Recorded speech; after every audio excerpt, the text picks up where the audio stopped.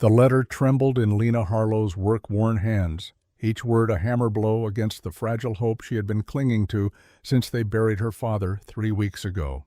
Cedar Ridge Bank, in its cold corporate efficiency, had given her exactly 30 days. 30 days to plow 160 acres of Oklahoma red earth. 30 days to plant a crop that would prove a pregnant woman working alone could make land produce. 30 days to validate everything her father had died trying to protect. If she failed, the bank would auction the property to the highest bidder. And Lena knew exactly who that would be. Clarence Wade had been waiting for this moment like a vulture circling a dying animal, patient and predatory, his smile never quite reaching his eyes whenever their paths crossed in town. She stood now at the edge of her father's grave, the simple wooden cross already weathering in the relentless May sun. Victor Harlow, died May 1893, beloved father. The words carved into the wood seemed inadequate for a man who had given everything to transform raw territory into something that could sustain life, who had taken an orphaned infant and raised her as his own, asking nothing of the world except the chance to work honest ground with honest hands. Lena folded the letter and placed it on the fresh-turned earth, her gesture both prayer and promise.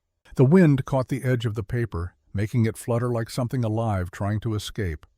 She pressed her palm flat against the dirt to hold it down. "I won't let him win, Papa," she whispered, her voice breaking on the last word. "I swear it." The baby inside her chose that moment to kick, a sharp reminder that she was fighting not just for memory and legacy, but for a future she could barely imagine. 7 months pregnant, alone, facing down an impossible deadline and a powerful enemy. The odds were stacked so high against her that a sensible woman would have already started packing. Lena Harlow had never been accused of being sensible. She straightened slowly, one hand supporting her lower back where the constant ache had taken up permanent residence. The homestead spread before her in the afternoon heat, the small wooden house her father had built, board by board. The barn that leaned slightly to the east but had weathered 15 Oklahoma winters. The chicken coop where a dozen hens scratched and muttered their endless complaints about the quality of their accommodations. And beyond that, the fields. 160 acres of possibility and burden stretching toward a horizon that shimmered with heat waves. Most of it still unplowed, waiting for hands and muscle and determination she was not sure she possessed. But she would try. God help her, she would try.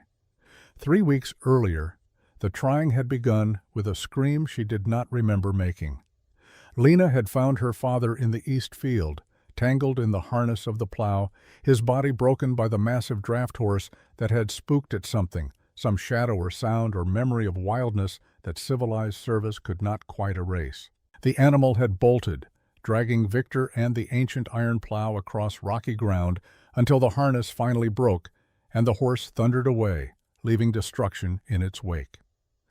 By the time Lena reached him, running with a speed that seemed impossible for someone in her condition, fighting through the stabbing pain in her side and the terror that made her vision narrow to a tunnel, he was already gone. His eyes were open to the merciless sky, one hand still reaching toward the land he had spent his life trying to tame. She had knelt beside him in the red dirt, cradling his head in her lap, and wept until no more tears would come. Then she had walked the 1.5 miles to the Mendoza place and asked Rosa to help her bring her father home. The funeral had been small. Rosa Mendoza, her husband Miguel, doctor, Samuel Bright, and a handful of Mexican families who remembered Victor Harlow as one of the few white men who had treated them with simple human decency. They stood in the spring sunshine and sang hymns in Spanish while Lena stared at the coffin and tried to understand how the world could continue turning when the center of her universe had stopped. Clarence Wade had attended, standing at a respectful distance in his expensive suit, his hat held over his heart in a gesture of mourning that looked practiced and hollow. He had approached her afterward, his handshake lingering just a moment too long, his condolences delivered with the oily smoothness of a man already counting his winnings.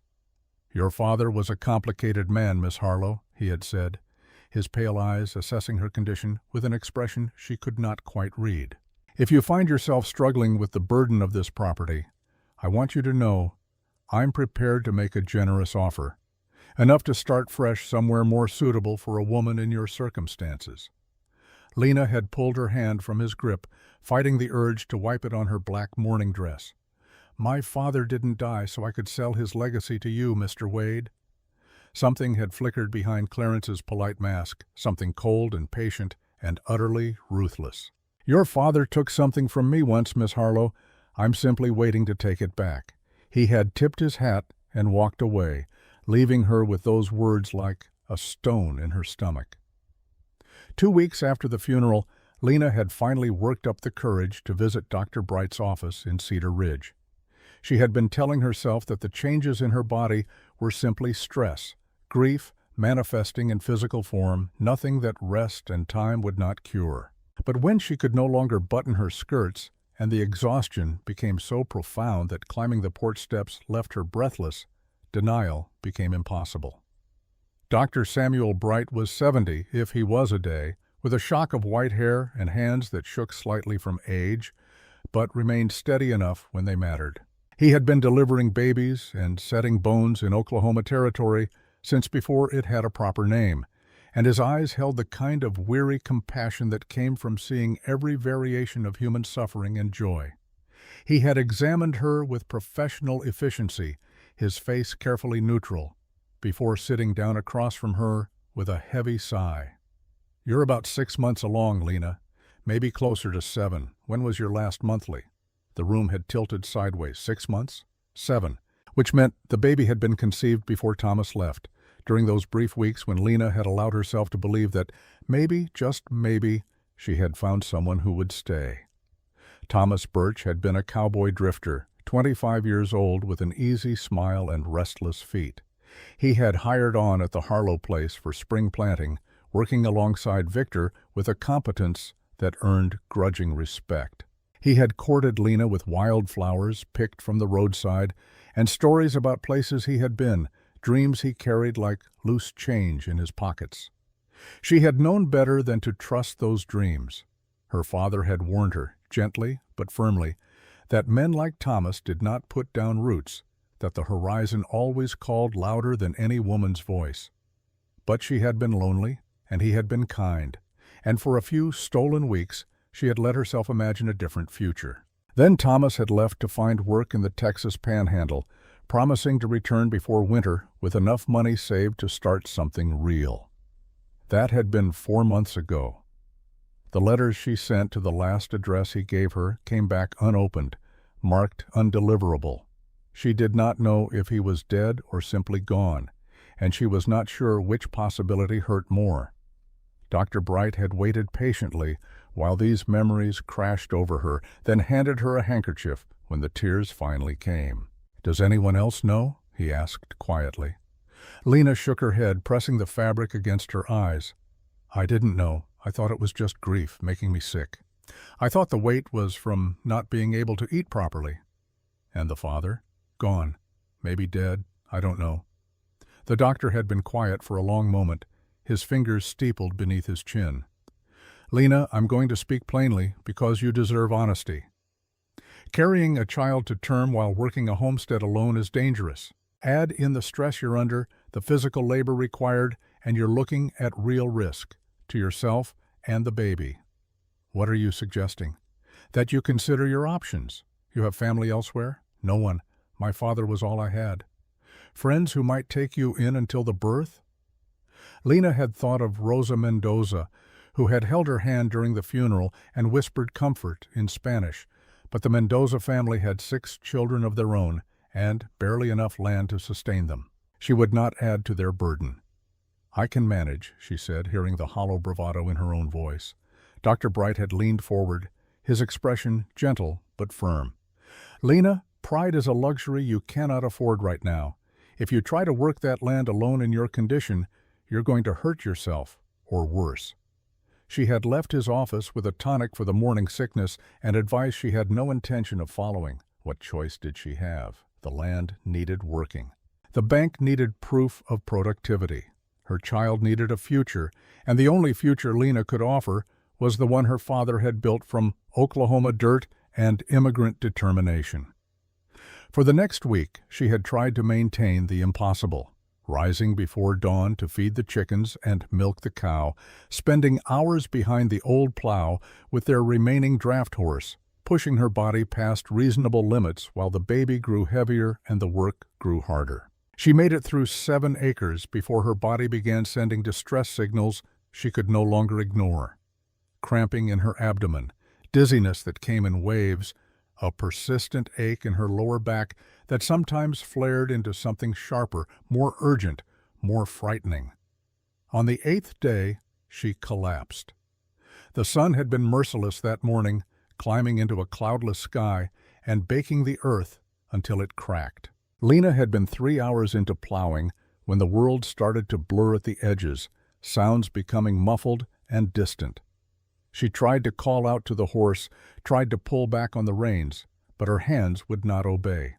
The last thing she remembered was the red earth rushing up to meet her, and a strange, distant thought that this was how her father had died, face down in the dirt he loved. Then there were hoofbeats, fast and urgent, growing closer, strong hands lifting her, a voice, deep and steady, cutting through the fog in her mind. "Stay with me, just stay with me."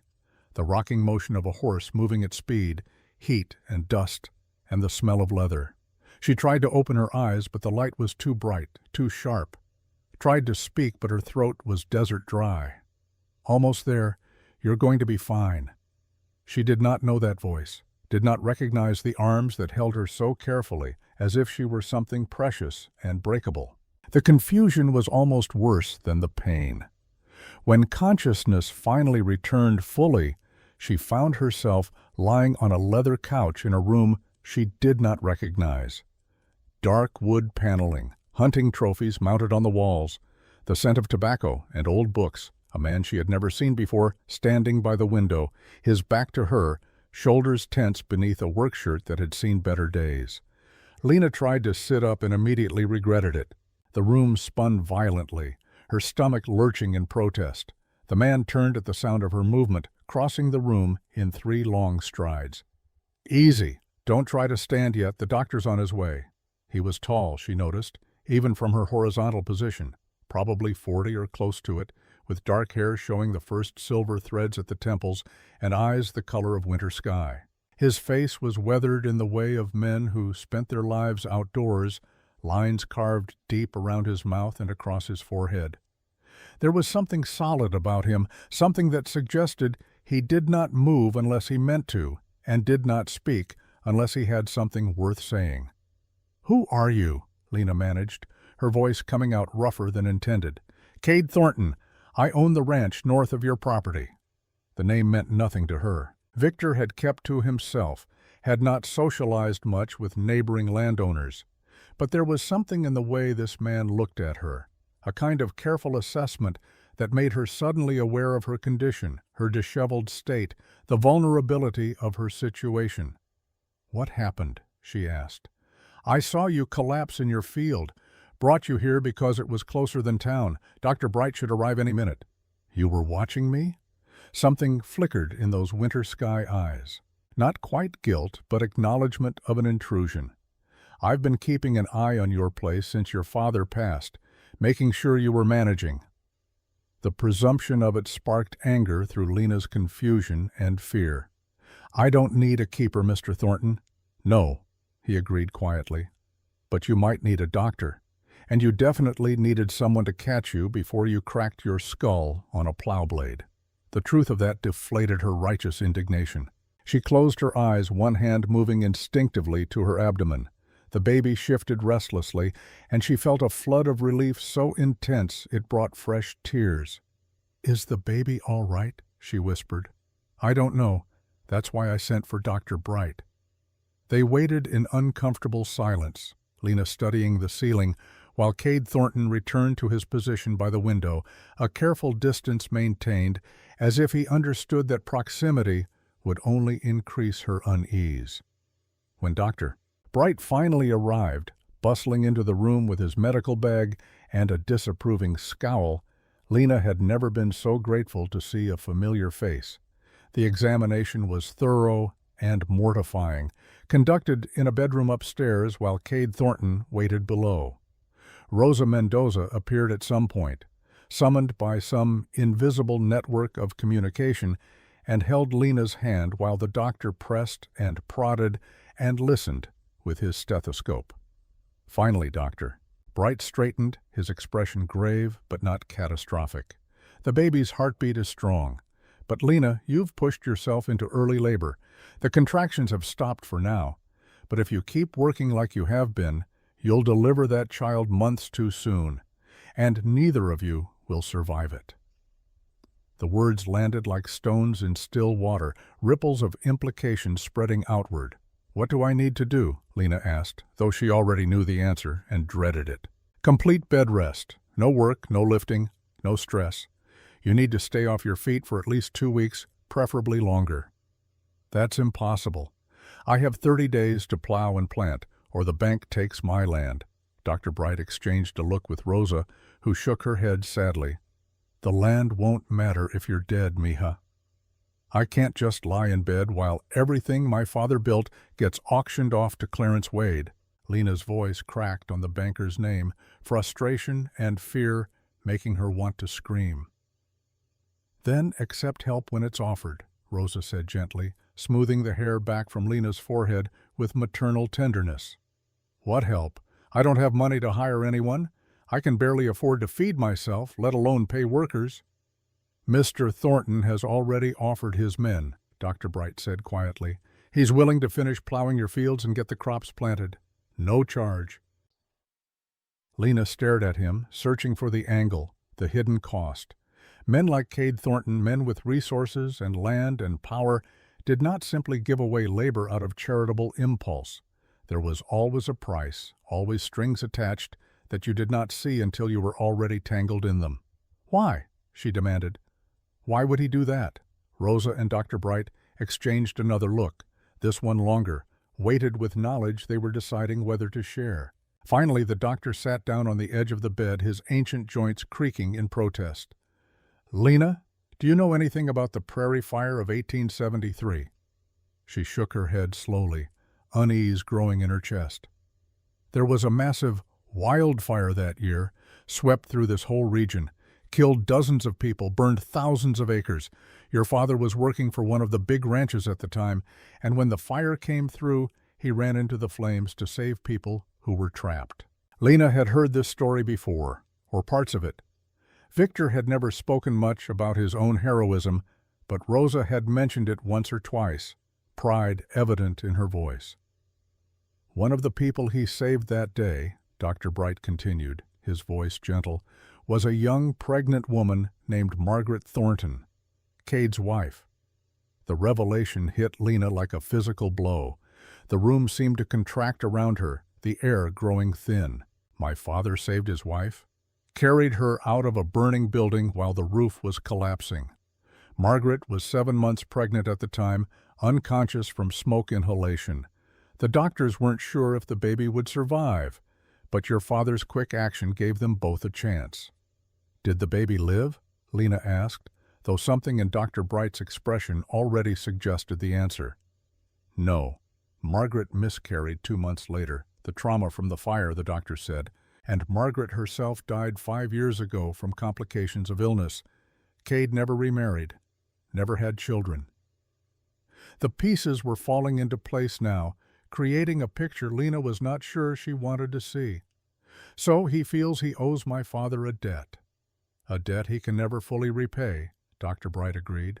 "Victor Harlow saved the woman Cade loved and gave them 2 more years together than they would have had otherwise. Now Cade sees Victor's daughter struggling alone, pregnant, and desperate, and he has the means to help. Can you understand why he might want to?" Lena closed her eyes, pride warring with practicality, independence colliding with necessity.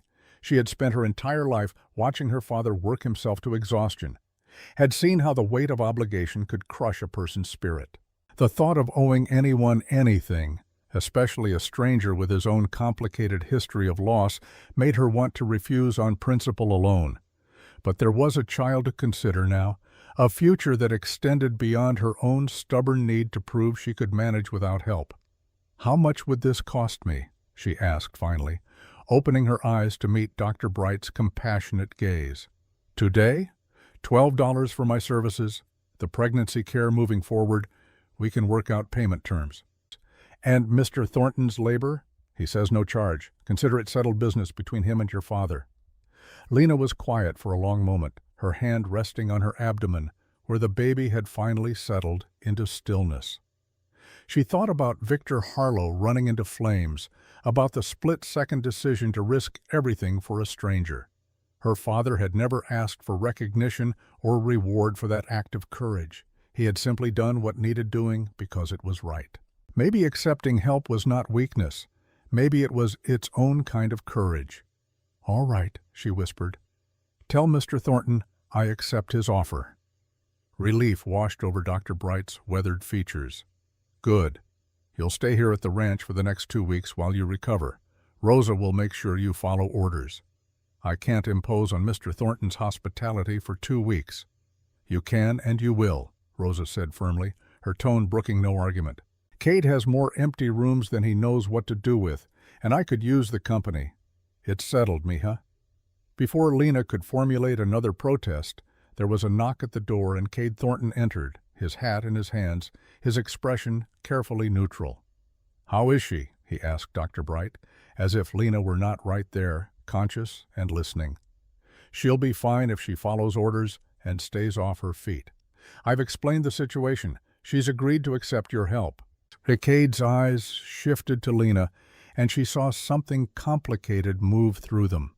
Relief, certainly, but also a kind of pain that suggested this decision cost him something too, reminded him of failures he could not undo and losses he still carried.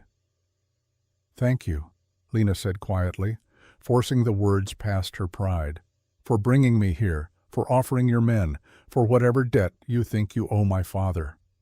"I don't think I owe him," Cade said, his voice low and rough around the edges. "I know I do. He gave me 2 more years with my wife. That's a gift I can never fully repay, but I can try." He turned to Dr. Bright. "What does she need? Medicine? Special food? I'll have Rosa prepare whatever's necessary." As the 2 men conferred about her care as if she were a child, Lena found herself studying Cade Thornton with new eyes. This man who had been a stranger an hour ago, who had watched her struggle from a distance, who now offered his home and resources to someone he barely knew. There was something broken in him, she realized, some fundamental wound that had never properly healed. The way he held himself, the careful distance he maintained, the shadow that crossed his face whenever Dr. Bright mentioned his late wife. This was a man who had learned to protect what remained of his heart by keeping the world at arm's length. And yet he was opening his door to her, risking that careful isolation for the sake of an old debt and common decency. Lena did not know what to make of Cade Thornton, but as exhaustion finally claimed her, and she drifted into uneasy sleep, she found herself hoping that accepting his help would not prove to be another mistake in a life that seemed full of them. When she woke again, evening had fallen. The room was lit by lamplight, casting warm shadows across unfamiliar walls. Someone had covered her with a quilt that smelled faintly of lavender and old cedar. Through the open window, she could hear the sounds of a working ranch settling in for the night. Horses nickering in their stalls, men calling to each other in Spanish and English, the distant lowing of cattle. Rosa appeared in the doorway, carrying a tray with soup and bread, her round face creased with concern and something softer. "Awake, mija? Good. You need to eat. The baby needs nourishment." Lena accepted the tray gratefully, her stomach reminding her that she had not eaten since early morning. The soup was thick with vegetables and rich with flavor, the bread still warm from the oven. She ate slowly, savoring each bite while Rosa puttered around the room, straightening things that did not need straightening. "This was her room, wasn't it?" Lena asked quietly. "Margaret's." Rosa's hands stilled on the curtains she had been adjusting. "Yes. Cade had me prepare it when he sent word you were coming. I offered to set up one of the guest rooms, but he insisted on this one." "Why?" The older woman was quiet for a moment, her dark eyes distant with memory. "I think because Margaret would have wanted it. She was always bringing home strays, injured animals, people down on their luck. She believed everyone deserved a safe place to heal." Rosa smiled sadly. "And maybe because Cade needs to remember that this room can hold life again, not just ghosts." Lena set down her spoon, no longer hungry despite the excellent food. "Tell me about her." "Margaret." Rosa settled into the chair by the window, her hands folding in her lap in the way of women accustomed to long stories and patient listening. She was light, that one. You know how some people can walk into a room and make everything brighter just by being there? That was Margaret. She laughed easily, loved fiercely, saw the best in everyone. How did she die? Fever. It started simple, just a cold that wouldn't quite leave, but it got into her lungs, and by the time Dr. Bright could do anything, it was too late. She suffered for 3 weeks before the end. Cade never left her side, held her hand through every bad night, read to her when she was strong enough to listen, whispered promises about all the things they would do when she got better. Rosa's voice broke slightly.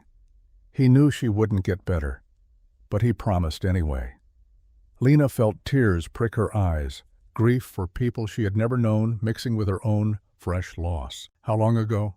5 years this coming August. He hasn't touched this room since the day she died, kept everything exactly as she left it, until today. The weight of that gesture settled over Lena like a physical thing. Cade Thornton had broken 5 years of careful preservation to make space for a pregnant stranger. What did that cost him? What ghosts was he displacing to offer her shelter? "I shouldn't be here," Lena said softly. "This is too much, too personal." "Nonsense. You need care, and this room needs purpose." Margaret would approve. Rosa stood, smoothing her apron with practical efficiency. "Now finish your soup and get some rest. Tomorrow, Cade's men will start on your fields. You focus on healing. Everything else will sort itself." After Rosa left, Lena lay in the gathering darkness and tried to imagine the woman who had lived in this room, who had chosen the wallpaper with its delicate rose pattern, who had arranged the furniture just so to catch the morning light. A woman her father had saved. A woman who had loved and been loved by the complicated man offering Lena sanctuary. The baby kicked, a gentle reminder that the past was past and the future was coming, whether she was ready or not. Lena placed both hands on her swollen abdomen and made another promise to add to all the others. "I'll get through this," she whispered to the child who could not yet hear her. "I'll keep the land. I'll give you the future your grandfather wanted. And somehow I'll find a way to repay the debt we're accumulating with a man who seems determined not to be repaid."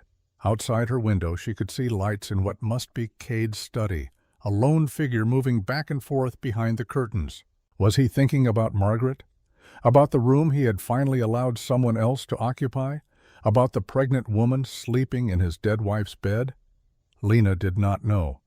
But as exhaustion finally claimed her and she drifted into dreams troubled by fire and loss and the endless red earth that defined her world, she could not shake the feeling that accepting Cade Thornton's help had set something in motion that neither of them fully understood.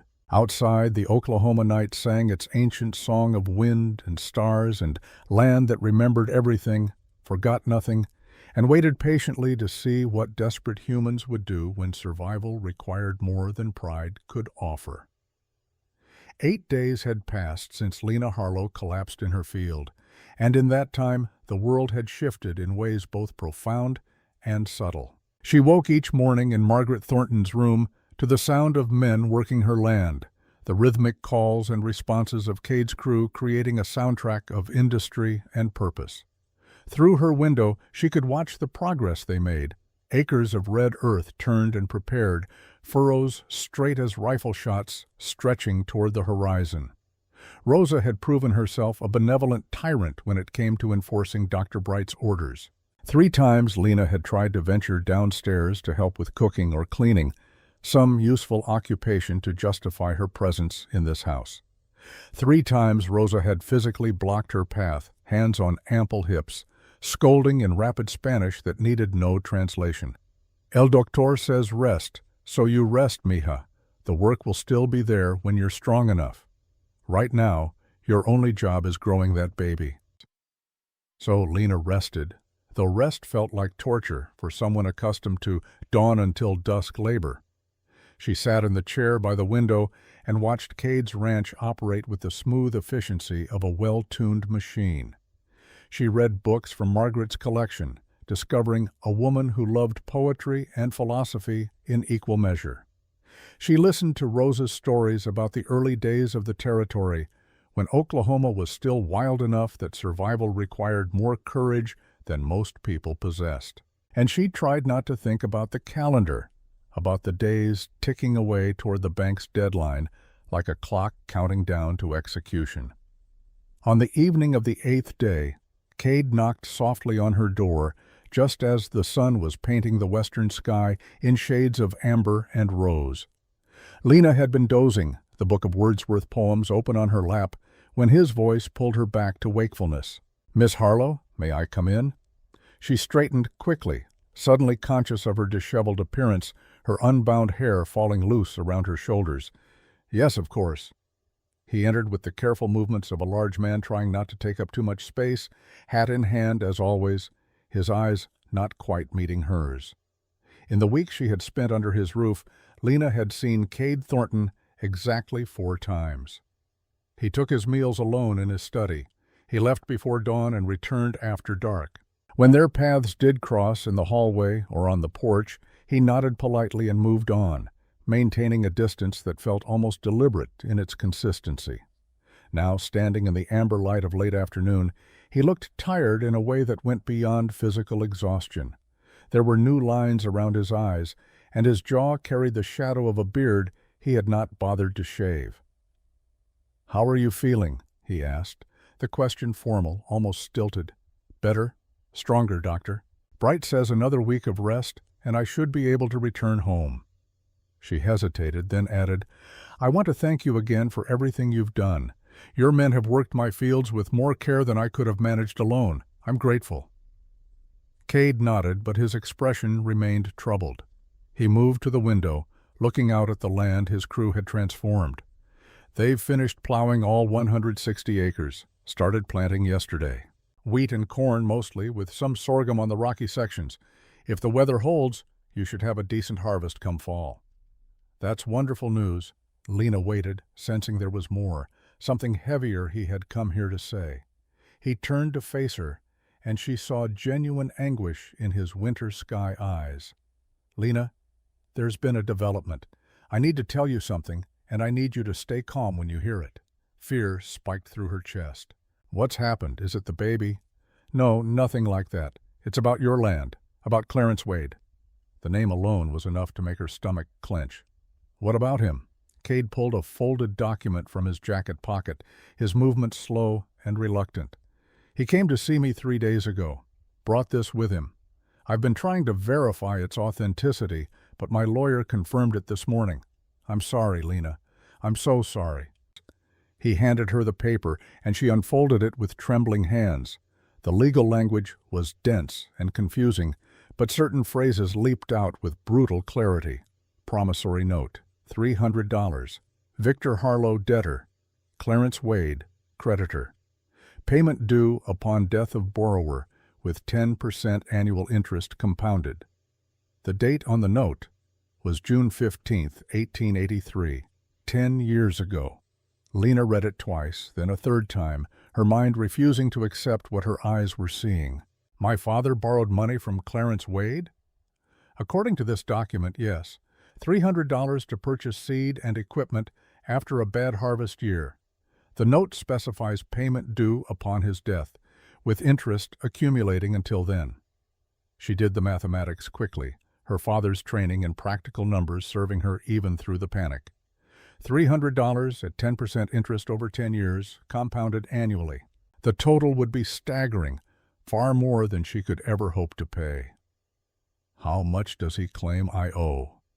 Cade's voice was gentle, but the numbers were merciless. $750. He's willing to settle for the land itself, transfer of title in lieu of cash payment. Says it's the compassionate option, given your circumstances. $750. It might as well have been $7 million. Lena would never see that much money in her lifetime. Even if she sold every animal, every piece of equipment, every stick of furniture her father owned, she would not come close. "This can't be real," she whispered. "My father never mentioned owing Clarence anything. He hated debt. He would have told me. Maybe he hoped to outlive Wade. Maybe he thought he'd find a way to pay it off before it came due." Cade moved closer, his expression pained. "Or maybe he did pay it, and Wade is lying about it." Hope flared in Lena's chest. "Do you think that's possible?" "I think Clarence Wade is capable of almost anything when it comes to getting what he wants. But proving fraud is difficult without evidence. I've had my lawyer searching for records, asking around town to see if anyone remembers your father making any large payments 10 years ago. So far, we've found nothing." Lena stood abruptly, pacing the small room like a caged animal, one hand pressed to her lower back where the familiar ache had returned. "There has to be something. Papers, receipts, bank records. My father kept meticulous accounts. If he paid this debt, there would be documentation. Then we need to find it. I've given you 8 days, Lena. How many do you have left before the bank's deadline?" She calculated quickly, the numbers a countdown to disaster. 22 days. But if Clarence can claim I owe him $750, he can place a lien on the property immediately. Even if I meet the bank's requirements for productive use, he can still take the land to satisfy the debt. Exactly. Which is why I came here tonight. Cade took a deep breath, his hands clenching and unclenching at his sides.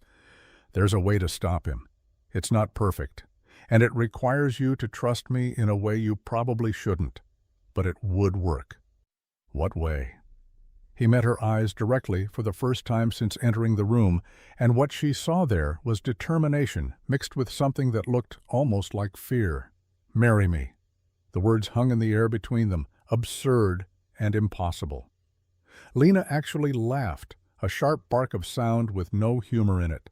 "What?" "If we marry, your property becomes part of a marital estate. Clarence can't place a lien without suing both of us, and I have resources to fight him in court. More importantly, I have lawyers who are very good at finding holes in documents, like that promissory note." Lena shook her head, still trying to process what he was suggesting. "You can't be serious. We barely know each other." "I know you're brave and stubborn and fighting for something that matters. You know I owe your father a debt I can never fully repay. That's more than most marriages start with." "Most marriages start with love, Mr. Thornton." Something flickered across his face, pain and memory intertwining. "And look how well that worked out for me. Margaret and I married young, caught up in romance and passion. We had to learn partnership the hard way, through loss and grief. Maybe starting with honesty and practical need is better than starting with illusions that can't survive reality." Lena pressed both hands to her temples, trying to organize thoughts that scattered like startled birds. "This is insane. Even if I agreed, which I haven't, what would you get out of this arrangement? You'd be taking on a pregnant woman, a child that isn't yours, and a legal battle with one of the most vindictive men in the territory. Why would you do that?" Cade was quiet for a long moment, his gaze returning to the window, to the land beyond that held so much history and promise and threat. When he finally spoke, his voice was so low she had to strain to hear it. "Because this house is too quiet. Has been for 5 years. Rosa worries about me, says I'm turning into a hermit, and she's probably right. I've been living in the past, Lena, surrounded by ghosts and memories. Maybe it's time I built something new." He turned back to her, his expression raw and unguarded. "I'm not asking you to love me. I'm asking you to let me help you in a way that also helps me. A partnership. Nothing more, unless you want it to be." "And what about the child?" Lena's hand moved instinctively to her abdomen. "You'd claim Another man's baby is yours? Yes, legally and in every way that matters. Your son or daughter would bear the Thornton name, inherit everything I have. No questions asked, no strings attached. The generosity of it was staggering, almost incomprehensible. Lena searched his face for signs of ulterior motive, hidden agendas, the catch that surely existed in such an offer. But all she saw was weary sincerity and a loneliness that mirrored her own. "I need to think about this," she said finally. "It's too much, too fast. I can't make this decision right now." "Of course, take whatever time you need. But Lena, understand that Clarence will move quickly. Once he files that lien claim with the county clerk, stopping him becomes much harder. Every day matters." After he left, Lena sank back into her chair and stared at the promissory note until the words blurred together. $750, a sum that might as well be a mountain, insurmountable and implacable. She thought about her father, about Victor Harlow's careful pride and fierce independence. Would he have kept such a debt secret? Or was this document exactly what Cade suspected, a fraud constructed by a patient enemy who had waited years for the perfect moment to strike? Rosa found her there an hour later, tears streaming down her face, the promissory note clutched in one hand. The older woman took in the scene with a single glance and gathered Lena into her arms without a word, rocking her gently while she sobbed out her fear and frustration and desperate uncertainty. "He told you about Wade's claim," Rosa said when the tears finally subsided. Lena nodded against her shoulder. "How did you know?" "Because Cade looked like a man going to war when he came up those stairs, and because Clarence Wade has been circling your land like a vulture since before your father was cold in the ground. This was always coming, mija. The only question was how and when." "Rosa, did my father ever mention owing Clarence money? Any kind of debt at all?" The older woman was quiet, her weathered hands smoothing Lena's hair with maternal gentleness. "Not to me. But Victor was a proud man. He might not have shared such a burden even with friends. Or Clarence is lying. That's also possible. Probable, even. But proving it," Rosa sighed. "That's the trick, isn't it?" Lena pulled back, wiping her eyes with the back of her hand. "Cade proposed.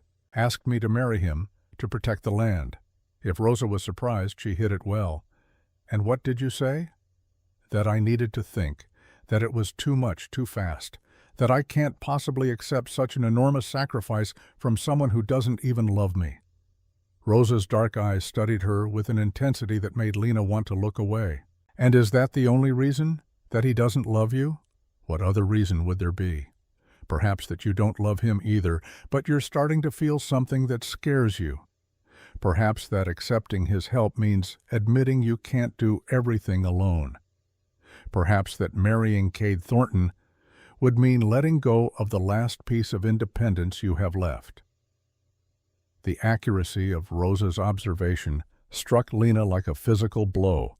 Yes, she was afraid of obligation and debt, but she was equally afraid of the strange warmth that bloomed in her chest when Cade looked at her with those winter sky eyes, the way her pulse quickened when she heard his voice in the hallway, the traitorous part of her heart that wanted to believe a partnership could become something more. "I don't know him," Lena said weakly. "How can I marry someone I don't know?" "You know he's honest. You know he keeps his word. You know he's grieving something he lost 5 years ago and hasn't figured out how to live again." Rosa took Lena's hands in hers, squeezing gently. "Sometimes knowing someone's pain is more important than knowing their favorite color or what makes them laugh. The small things come with time. The big things, the character underneath, that's what matters from the start." "And if I say yes, what kind of marriage would it be?" "Whatever kind you both make it. Cade won't force anything you're not ready to give. He's too much of a gentleman for that, too scarred by loss. But he's also lonely, mija. Lonelier than any man should be. You could help each other if you're brave enough to try." After Rosa left, Lena sat alone in the gathering darkness and tried to envision a future that included Cade Thornton as her husband. The word felt strange even in her thoughts. weighted with implications she could barely process. Husband, partner, the father her child would know, even if not the father who had created them. Thomas Birch's face swam up from memory, his easy smile and restless energy. She had cared for him, maybe even loved him in that desperate way of lonely people finding brief connection. But Thomas had never offered her anything permanent, had never promised more than the moment allowed. And now he was gone, dead or simply moved on, and she was carrying his child into an uncertain future. Cade Thornton was offering certainty, security, a name and resources that could protect both her and her baby. All he asked in return was companionship, an end to the silence that had consumed his life since Margaret died. Was that enough foundation for a marriage? Lena thought about the marriages she had witnessed growing up. Her father had never remarried after her mother's death, but she had seen other unions in the territory. Some were love matches that burned bright and consumed themselves. Others were practical arrangements that grew into genuine affection over years of shared struggle. And some remained business transactions, two people occupying the same space without ever truly connecting. Which kind would her marriage to Cade become? She did not know.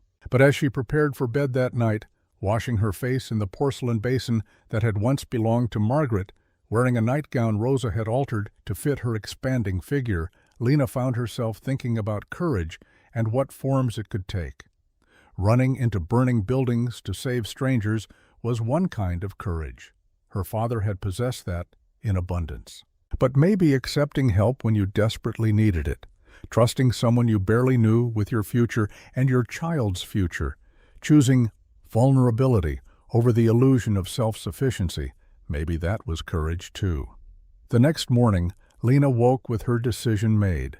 She found Cade in the barn, mucking out stalls with the kind of focused intensity that suggested he was working off some powerful emotion. He looked up when her shadow fell across the doorway, surprise and something else, something almost like hope, flickering across his features. "You shouldn't be out of bed," he said, setting aside his pitchfork. "Dr. Bright said another week of rest. I needed to talk to you. It couldn't wait." He moved closer, wiping his hands on his work pants, his expression guarded now, braced for rejection. "All right." Lena took a deep breath, one hand resting on her abdomen where the baby had begun its morning acrobatics. "I have conditions. If we do this, if we marry, I need certain things guaranteed." She watched his throat work as he swallowed. "Name them." "My land stays separate.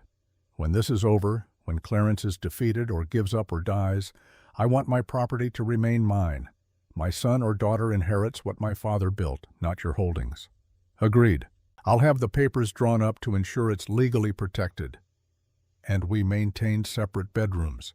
This is a partnership, not a real marriage. Not unless," she faltered, heat rising in her cheeks, "not unless both of us want it to be." Something in his eyes softened, a tension she had not even realized was there, loosening slightly. "Of course, I would never expect or demand anything you're not ready to give freely." "Then yes, I'll marry you." "Marry? For the land, for the baby, for whatever practical reasons make this necessary. But Cade, I need you to understand something." "What's that?" "I can't be, Margaret. I won't even try. If you're looking for a replacement for what you lost, you'll be disappointed." Pain crossed his face, sharp and immediate, but he did not look away. "I'm not asking you to be Margaret. I'm asking you to be Lena, the woman who refused my help even when she was desperate.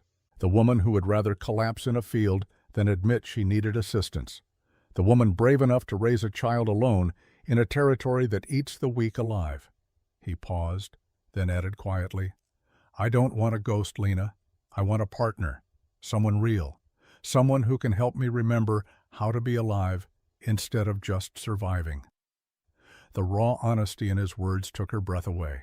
For the first time since entering this barn, Lena saw past Cade Thornton's careful control to the lonely, grieving man underneath. A man who had been marking time for 5 years, going through the motions of living without actually experiencing life. Maybe Rosa was right. Maybe they could help each other. "All right," she said softly. "Let's do this before I lose my nerve." A smile ghosted across Cade's face, there and gone so quickly she almost missed it. "I'll send word to Reverend Morrison. We can be married tomorrow if you're willing. The sooner we make this legal, the sooner we can start fighting Clarence's claim." Tomorrow. Lena's stomach dropped at the speed of it all, the way her life was changing in the space of a single conversation. But Cade was right about urgency. Every day they waited was another day for Clarence to solidify his position, to make his fraudulent claim harder to contest. "Tomorrow, then," she agreed, and sealed her fate with two words that felt both terrifying and inevitable. The wedding preparations were minimal, befitting the practical nature of the union. Rosa insisted on altering one of her own good dresses for Lena to wear, a deep blue cotton that brought out the color in her eyes. Dr. Bright was summoned to serve as witness, along with Miguel and two of Cade's ranch hands who spoke limited English but understood the gravity of what was happening. Reverend Morrison arrived just after noon the following day, a kindly man in his 60s who had presided over most of the significant ceremonies in Cedar Ridge for the past 20 years. If he was surprised by the rushed nature of the wedding or the visible condition of the bride, he hid it well. They gathered in the front parlor of the Thornton Ranch, a room Lena had never entered before. It was formally decorated in the Victorian style, with heavy furniture and dark wallpaper that suggested Margaret's touch. A portrait hung over the fireplace, a beautiful woman with golden hair and gentle eyes, looking down at them with an expression Lena could not quite read. Approval? Sorrow? Blessing? Cade stood near the window in a suit that looked like it had not been worn in years, his dark hair slicked back, his jaw freshly shaved. He looked uncomfortable in the formal clothing, his broad shoulders straining against the jacket, but his eyes, when they met Lena's, held steady determination. Reverend Morrison opened his worn Bible and began the familiar ceremony, words that had joined countless couples in bonds meant to last until death. Lena listened as if from a great distance, her hands cold, despite the warmth of the afternoon, her heart hammering against her ribs.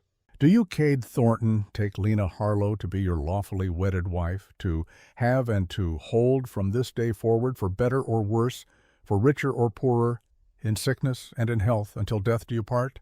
"I do." His voice was steady, no hesitation, no doubt. "And do you, Lena Harlow, take Cade Thornton to be your lawfully wedded husband, to have and to hold from this day forward, for better or worse, for richer or poorer, in sickness and in health, until death do you part?" The moment stretched, suspended between possibility and commitment. Lena thought about her father, about Thomas, about the child growing inside her, who deserved stability and security. She thought about Cade's lonely eyes and Rosa's gentle wisdom and the land her father had died trying to protect. "I do," she said, and felt the axis of her world shift. Cade produced a ring, simple gold, that caught the afternoon light. He slid it onto her finger with careful precision, his hands warm and slightly rough against hers.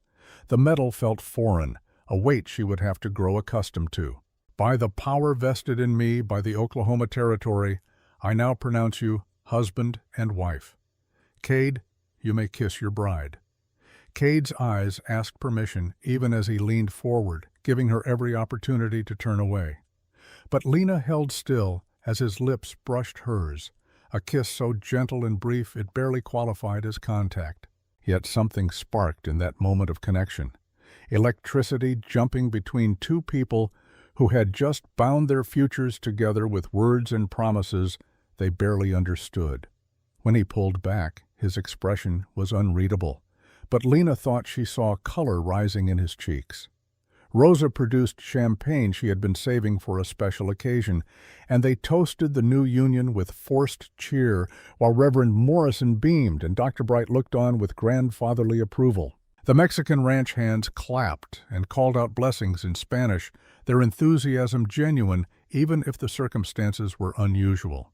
Through it all, Lena felt disconnected from her own body, watching the scene as if from outside herself. That woman in the blue dress accepting congratulations, that was her. That tall man with the winter sky eyes standing protectively at her side, that was her husband now. The word felt impossible even in her thoughts. After the ceremony, after the well-wishers had departed and Rosa had cleaned up the minimal celebration, Lena found herself alone with Cade for the first time as his wife. They stood awkwardly in the front hallway, the house settling into evening quiet around them. "Your room is ready," Cade said finally, his hands in his pockets, his gaze fixed somewhere over her left shoulder. "Same one you've been using. I moved your things from your father's house earlier this week. Rosa organized everything." "Thank you. That was thoughtful. If you need anything, my room is at the end of the hall. Just knock." The careful distance in his words was both reassuring and oddly disappointing. This was what she had asked for: separate bedrooms and partnership without pressure. So why did part of her feel rejected by his scrupulous respect for their agreement? "Cade," she said as he turned to go, "what happens now? With Clarence, I mean. Do we just wait for him to make his next move?" He faced her again, and she saw the strategist behind the grieving widower, the man who had built a successful ranch through intelligence and careful planning. "Tomorrow I file our marriage certificate with the county clerk. I also have my lawyer, Mrs. Beatrice Lowell, prepare a formal challenge to Wade's promissory note. We'll demand he produce evidence of the original transaction, witnesses if they exist, any documentation beyond that single piece of paper. Will that stop him? It will slow him down, force him to show his hand. And while he's scrambling to justify his claim, we'll be searching for proof that your father paid the debt. Someone must remember something, Lena. Money doesn't change hands in a territory this small without people noticing." She nodded, drawing strength from his confidence, even as doubt gnawed at her. "And if we can't find proof? If Clarence's claim holds up?"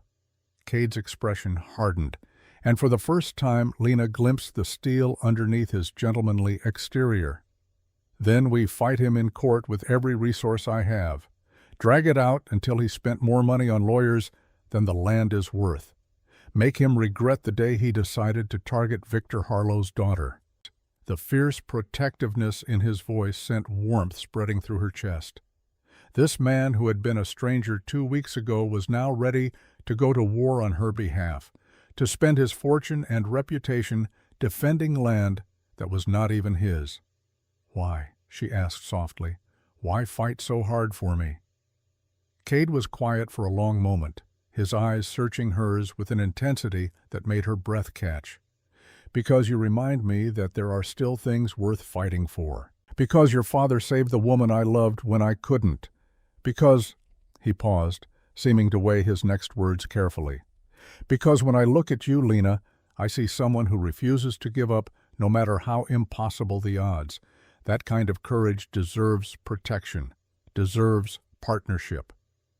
Before she could respond, before she could process the layered meanings in his confession, a sharp knock at the front door shattered the moment. Cade frowned, moving to answer it while Lena remained frozen in the hallway, her new ring heavy on her finger. The voice that drifted back was familiar and unwelcome. Clarence Wade, speaking with the oily politeness that barely concealed his malice. "Good evening, Thornton. I heard congratulations are in order. You and Miss Harlow, or should I say Mrs. Thornton now, tied the knot today. News travels fast." Cade's voice was arctic, barely civil.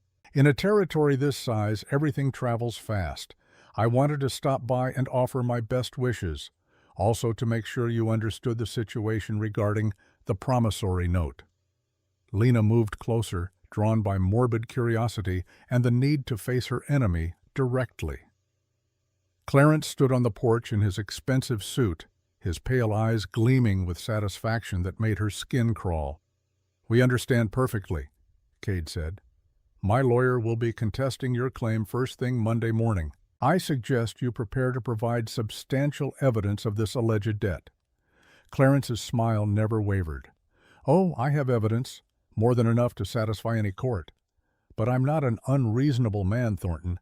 I'm willing to negotiate. Perhaps we could come to some arrangement that would spare everyone the ugliness of litigation." "I'm not interested in your arrangements." Not even if I told you there's more at stake here than a simple debt? Clarence's gaze shifted to Lena, lingering on her condition with an expression that made her want to step back into the shadows. There are things about Victor Harlow that his daughter doesn't know, secrets that might change how she feels about defending his precious legacy. Lena found her voice, stepping forward to stand beside Cade. My father was a good man. Whatever lies you're about to tell won't change that. Lies? My dear Mrs. Thornton, I'm talking about truth. Uncomfortable, messy truth that Victor kept hidden for very good reasons. Clarence reached into his jacket and produced an envelope, yellowed with age.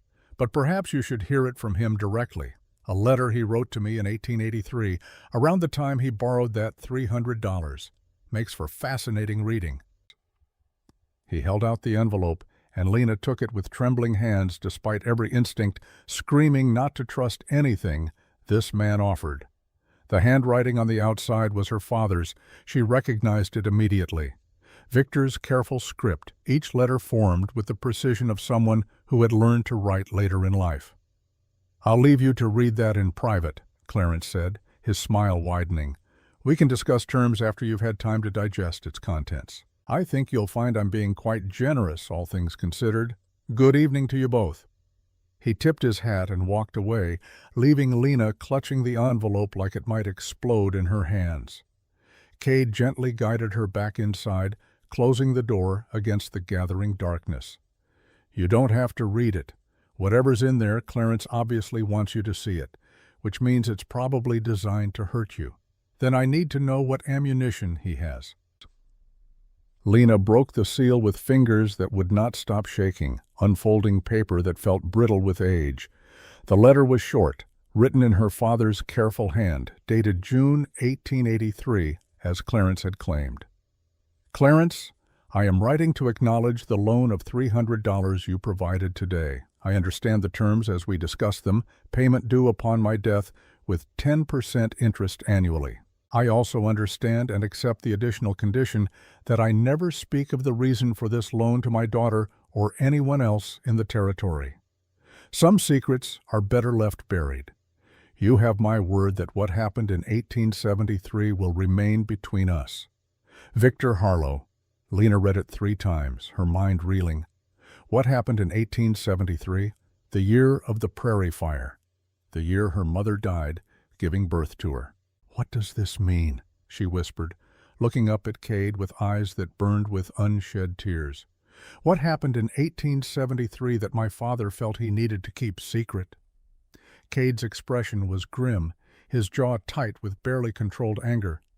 I don't know, but whatever it is, Clarence is using it as leverage, trying to make you doubt your father, weaken your resolve to fight for the land. It's working. Lena sank onto the settee, the letter falling from her nerveless fingers. All these years, I thought I knew him, thought he told me everything that mattered, but he borrowed money from Clarence Wade and never mentioned it. Agreed to keep some secret about 1873, the year my mother died. What if everything I believed about him was wrong? Or what if he was protecting you from something? Cade knelt in front of her, his hands covering hers where they twisted in her lap. Lena, your father saved my wife from a burning building. He took in a motherless child and raised her alone in a territory that chewed up strong men and spit them out. Whatever this secret is, whatever happened in 1873, it doesn't erase the man he was. She wanted to believe him, needed to believe him, but doubt had taken root in her chest, growing tendrils of uncertainty that choked her conviction. Rosa appeared in the doorway, took one look at Lena's face, and immediately moved into action. Mija, you need rest. This has been too much excitement for one day. Come, let me help you upstairs. Lena allowed herself to be led away, her mind churning with questions that had no answers. Behind her, she heard Cade pick up the letter, heard his sharp intake of breath as he read it. That night, lying in Margaret's bed wearing Margaret's nightgown and Margaret's wedding ring on a chain around her neck because it had felt wrong to remove it immediately, Lena stared at the ceiling and tried to reconcile the father she remembered with the man who kept secrets significant enough to require loans in silence. What happened in 1873, and why had Clarence Wade waited 10 years to use that knowledge as a weapon? Sleep came eventually, but it brought dreams of fire and smoke, of voices crying out in languages she could not understand, of her father's face twisted with grief and guilt as he handed her to strangers and walked away into flames that consumed everything. She woke gasping, tears streaming down her face, one hand pressed to her abdomen where the baby kicked in agitation, responding to her distress. A soft knock at the door made her start. "Lena, are you all right? I heard you cry out." Cade's voice, rough with sleep and concern. "I'm fine," she called back, her voice breaking on the words. "Just a bad dream." Silence from the hallway. Then, "May I come in? Just to talk. You don't have to be alone with this." She should say no, should maintain the careful boundaries they had established. But the loneliness of her thoughts was crushing, and the need for human connection, for someone who might understand the weight of secrets and loss, was overwhelming. "Yes," she said quietly. "Please." The door opened, and Cade entered wearing a hastily donned shirt over his nightclothes, his hair disheveled from sleep. He settled into the chair by the window, maintaining that careful distance even as he offered the comfort of presence. "Tell me about him," Cade said softly. "Your father, not the secrets, not the doubts. Tell me about the man you knew." And so Lena talked, her voice breaking and recovering and breaking again, painting a picture of Victor Harlow through stories and memories, the way he sang old Spanish songs while working, learned from the men he labored beside, how he taught her to read using the Bible and agricultural almanacs, the only books they owned, his habit of talking to the horses like they were people, explaining his plans and asking their opinions, the gentleness of his calloused hands when he braided her hair, the fierce protection in his eyes when anyone treated her with disrespect because of her heritage. Cade listened without interruption, and when she finally fell silent, exhausted by grief and catharsis, he spoke with quiet conviction. "That man, the one you just described, he loved you. Whatever this secret is, whatever happened in 1873, it doesn't change that he spent every day of your life trying to give you something better. Don't let Clarence Wade poison those memories. Don't give him that power." "But what if the secret is terrible? What if my father did something unforgivable?" "Then we face it together. Whatever truth is buried in 1873, we'll find it, and we'll decide together what it means and how to move forward." He stood, moving to the door but pausing before leaving. "You're not alone anymore, Lena. You have a partner now, for better or worse, remember?" After he left, Lena lay in the darkness and turned his words over in her mind. For better or worse. She had promised that just hours ago, standing in front of Reverend Morrison and witnesses, binding herself to a man she barely knew. But maybe Cade was right. Maybe partnership meant facing the hard truths together, sharing the burden of doubt and fear instead of carrying it alone. The baby shifted restlessly inside her, and Lena placed both hands on her swollen abdomen, whispering promises into the dark. "Whatever happened in 1873, whatever secrets your grandfather kept, we'll figure it out, and we'll make sure you grow up knowing the good man he was, not just the mysteries he left behind." Outside, the Oklahoma night held its breath, waiting to see what morning would bring and what truths would emerge when desperate people started digging into a past that some had worked very hard to keep buried. 2 weeks passed in a strange new rhythm that Lena was still learning to navigate. Doctor Bright had finally pronounced her well enough to move about the ranch freely, though he insisted she avoid heavy labor for at least another month. Her body had recovered from the collapse. The baby was growing strong and active, but the emotional landscape of her new life remained uncertain terrain. Being Cade Thornton's wife was nothing like she had imagined marriage would be, back when she still allowed herself such fantasies. They maintained separate bedrooms as agreed, separate routines that intersected at carefully orchestrated moments. Breakfast together at the large dining table, making stilted conversation about weather and cattle prices, while Rosa bustled around serving food and shooting them meaningful looks. Dinner in the same fashion, slightly less awkward as they found safer topics to discuss. But it was the small, unexpected moments of connection that confused Lena most.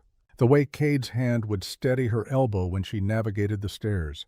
How he had begun reading aloud to her in the evenings, continuing a habit Margaret had apparently enjoyed, his deep voice bringing poetry and adventure stories to life. The morning she woke to find he had commissioned a carpenter to build a cradle and spent his afternoons in the barn workshop carving delicate patterns into the wood. These gestures felt like more than partnership. They felt like the tentative beginnings of something neither of them had named or acknowledged. Meanwhile, the legal battle with Clarence Wade had begun in earnest. Beatrice Lowell, Cade's lawyer, had filed formal challenges to the promissory note, demanding that Clarence provide documentation beyond the single piece of paper. Witnesses to the original transaction, bank records showing the loan dispersal, any evidence that Victor Harlow had actually received $300 in 1883. Clarence had responded with his own battery of legal maneuvers, requesting time extensions, claiming that records from 20 years ago were difficult to locate, maintaining an air of injured innocence that made Lena want to scream. And through it all, that letter from her father haunted her. What happened in 1873 will remain between us. Lena had spent hours searching through her father's papers, looking for any clue about the mysterious event that required such secrecy. She found meticulous records of every seed purchase, every cattle sale, every mundane transaction of frontier life. But nothing about 1873 except a brief notation in Victor's journal. Ayanna died today. God forgive me. Ayanna, her mother, the Apache woman who had given Lena life and died in the process. On the 15th day of her marriage, while Cade was out checking fences on the northern boundary of his land, Rosa found Lena in the kitchen staring at that journal entry for the 100th time. "Mija, you're going to worry yourself sick." Rosa took the journal gently from her hands and closed it. "Some questions don't have answers we can find in old books." "Then where do I find them? Clarence obviously knows something about my mother's death. Something significant enough that my father agreed to keep it secret for 20 years. Rosa was quiet for a long moment, her weathered hands folded on the table between them. Finally, she sighed deeply. "There are things I know, Lena, things your father told me in confidence before he died, things I promised never to share unless absolutely necessary." Lena's heart began to race. "Tell me, please, Rosa, I need to understand." "Are you sure? Some truths are harder to live with than mysteries." "I'm sure." Rosa stood and poured them both coffee, the ritual giving her time to organize thoughts she had clearly kept buried for years. When she finally sat back down, her dark eyes were gentle but resolute. "Your mother, Ayanna, she was not just some random Apache woman your father met and married. She worked for the Thorntons, for Margaret and Cade, back when they were newly married and building this ranch." The revelation hit Lena like a physical blow. "My mother worked here? In this house?" "Yes, she was Margaret's personal attendant, helped with cooking and cleaning. Your mother was educated, spoke perfect English alongside Apache and some Spanish. She and Margaret became genuine friends, unusual for that time and place." "And my father? How did he meet her?" "Victor was working as a ranch hand here too. That's how Cade knew him, long before the fire. Your parents fell in love despite the social barriers, despite the danger it posed to them both. When Ayanna got pregnant, they knew they couldn't stay. Mixed-race relationships were barely tolerated, and a baby would have made them targets." Lena felt tears burning in her eyes. "So they left? Ran away together?" "They were planning to. Victor had saved enough money to homestead his own piece of land, far enough from the Thornton ranch that they could live quietly. But then the fire happened." Rosa paused, her own eyes distant with memory. "May 14th, 1873. A prairie fire started by lightning, spread fast across the grasslands. It reached the Thornton property before anyone could organize a proper defense. Margaret was 7 months pregnant, trapped in the main house when the flames surrounded it. Ayanna was 8 months along with you. And my father saved them both?" He tried, Victor ran into that burning building and carried Margaret out first because she was unconscious from the smoke. Cade was on the other side of the property, trying to save the livestock, didn't even know his wife was in danger until Victor brought her out. Lena waited, dread building in her chest as Rosa's expression grew pained. By the time Victor went back for Ayanna, the roof was starting to collapse. He found her in Margaret's room, trying to save some of her mistress's belongings. The smoke inhalation, the stress, the fear, it all triggered early labor. Victor got her out, but barely. They made it to the barn before the baby started coming, and my mother died in childbirth. Yes and no. Rosa took Lena's hands in hers, squeezing gently. Ayanna delivered you safely. You were small but healthy, crying loud enough to wake the dead. But the smoke damage to her lungs, combined with the strain of early labor, it was too much. She lived long enough to hold you, to name you, to make Victor promise he would raise you to be strong and brave. Then she died in his arms, while the world burned around them. The image was almost too much to bear. Lena pressed both hands to her mouth, trying to hold back the sobs that wanted to tear free. Her mother dying, while everything burned, trusting a man she loved to protect the daughter she would never know. But what about Margaret? Lena managed to ask. Did she lose her baby? Rosa's expression grew complicated, layers of old pain and carefully kept secrets. Margaret miscarried 2 months later. The doctor said the trauma from the fire caused it, that her body went into shock and couldn't sustain the pregnancy. She was devastated, blamed herself for surviving when Ayanna didn't, for living while her friend died, saving her belongings. So Margaret knew my mother? They were friends? Close friends. The kind that transcended the social barriers of the time. Margaret was heartbroken when Ayanna died. She wanted to adopt you, raise you as her own daughter. She begged Cade to let her, said it was the least she could do to honor Ayanna's sacrifice. Lena felt like the ground was shifting beneath her feet. Then why didn't she? Why did my father raise me instead? Rosa's voice dropped to barely above a whisper.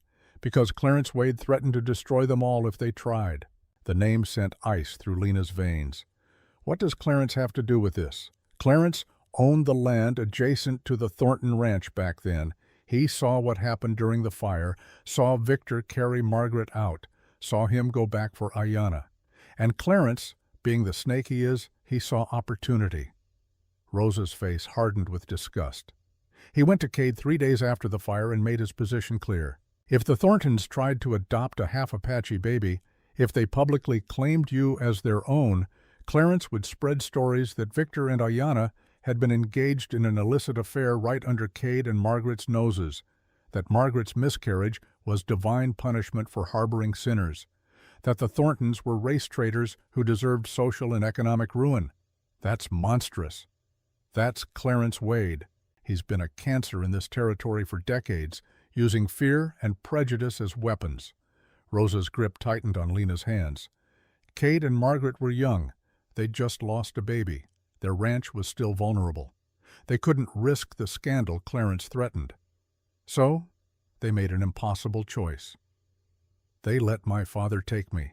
Victor insisted on it, said he'd homestead far enough away that the connection wouldn't be obvious, that he'd raise you to know your heritage, to be proud of both your parents.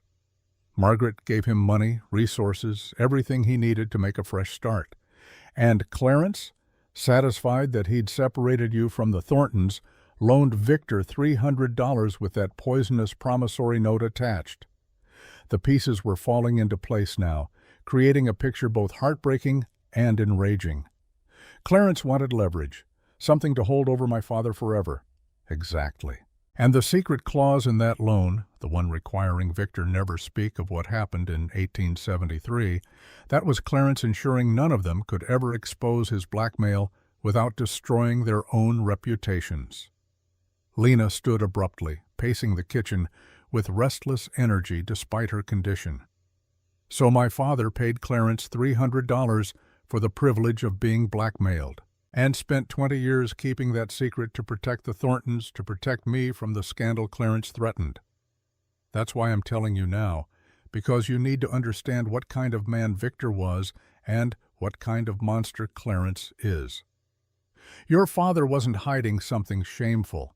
He was protecting everyone he loved from a predator who would have destroyed them all. Does Cade know about this, about my mother working here, about Margaret wanting to adopt me?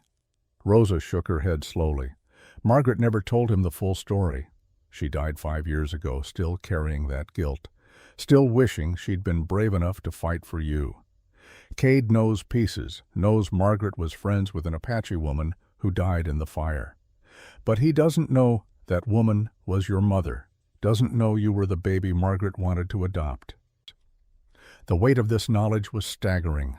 Lena had married a man who, 2 decades ago, could have been her father, who had lost a child the same day she was born, who had no idea that the pregnant woman he'd just wed was connected to his own tragedy in ways neither of them had understood.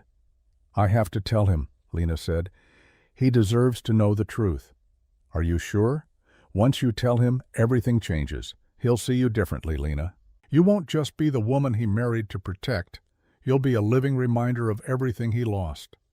I'm already a reminder. I'm living in Margaret's room, wearing her hospitality, raising a child in her house. Adding truth to that equation can't make it worse. But even as she said it, Lena wondered if that was naive. Would Cade resent her for being the child Margaret wanted but couldn't have? Would knowing her true connection to his past make their fragile partnership stronger or shatter it completely? She found him that evening in the barn workshop, carefully sanding the cradle he had been building for weeks. The wood was beautiful, oak that glowed golden in the lamplight, carved with intricate patterns of roses and vines. It was almost finished, a masterpiece of patient craftsmanship and quiet devotion. He looked up when her shadow fell across the doorway, a smile touching his lips before concern replaced it. You shouldn't be out here. The sawdust isn't good for breathing. I need to talk to you. It's important. Something in her tone made him set down his tools immediately, giving her his full attention. What's wrong? Lena took a deep breath, steeling herself for what came next. Rosa told me something today, about 1873, about my mother and Margaret. She watched his expression shift from curiosity to wariness. What about them? My mother's name was Ayanna. She worked here as Margaret's attendant. They were friends. Cade went very still, his eyes searching her face with growing intensity. Ayanna, the woman who died in the fire giving birth to a daughter. Yes, the daughter was me, Cade. I'm the baby my mother died delivering, the child Margaret wanted to adopt. The silence that followed was profound, broken only by the distant sounds of the ranch settling in for the night. Cade's face went through a complicated series of expressions, shock giving way to understanding to something that looked almost like grief. You're telling me, he said slowly, his voice rough, that you're the child Margaret mourned for 20 years? The baby she talked about in her journal, the one she felt she abandoned? Rosa says Margaret wanted to adopt me, but Clarence Wade threatened to destroy your family with scandal if you tried. So my father took me and homesteaded far enough away that the connection wouldn't be obvious. Cade sank onto the workbench, his hands gripping the edge hard enough that his knuckles went white. All this time, you've been here, in this territory, and I never knew. Margaret never told me the whole truth. Maybe she was trying to protect you, or maybe the pain was too great to speak about. He laughed, a bitter sound with no humor in it. So I've been married to you for 2 weeks, working beside you, building this cradle for your child, and only now finding out that 23 years ago I almost became your father. That you're the daughter Margaret wept over losing. I'm sorry, I didn't know either until today. Cade stood abruptly, pacing the small workshop with caged energy. Don't apologize. This isn't your fault. It's Clarence's poison reaching across decades, destroying lives he never even touched directly. He turned to face her, his winter sky eyes bright with unshed tears. Does it bother you, knowing what might have been? Lena thought carefully before answering. I don't know. part of me wonders what kind of life I would have had growing up here, with resources and education and social standing. But the man Victor Harlow was, the way he raised me to be strong and independent, I can't regret that. He was a good father, Cade, even if he came to that role through tragedy. I know he was. I saw it in the way you talk about him, the way you fight for his legacy. Cade moved closer, and Lena saw the exact moment his perspective shifted, when she stopped being just his wife and became the ghost of what might have been. God, you even look like her. I never noticed before, but you have Ayanna's eyes, the shape of her face. You remember her that well? She worked in my house for 3 years. Of course I remember her. She was kind, capable, made Margaret laugh when grief tried to consume her after the first miscarriage. His hand reached out, almost touching Lena's face before dropping back to his side. Margaret would be so happy to know you survived, that Victor raised you well. She carried the guilt of your separation until the day she died. Then we both have ghosts we're living with, Lena said softly. The question is whether knowing the truth makes us closer or pushes us apart. Cade was quiet for a long moment, studying her with an intensity that made her breath catch. I think, he said finally, it makes everything more complicated, but also more honest. I married you thinking I was helping a stranger in need. Now I find out you're connected to my past in ways I never imagined. That changes things. How? I don't know yet. Give me time to process it.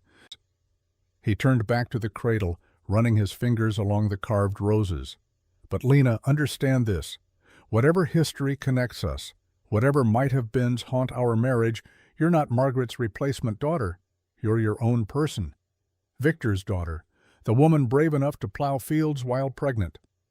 My wife, for better or worse. The words were both reassuring and distancing, creating space even as they acknowledged connection. Lena understood what he was doing, protecting both of them from the weight of too much shared history, too many layers of obligation and guilt. Thank you for saying that. I mean it.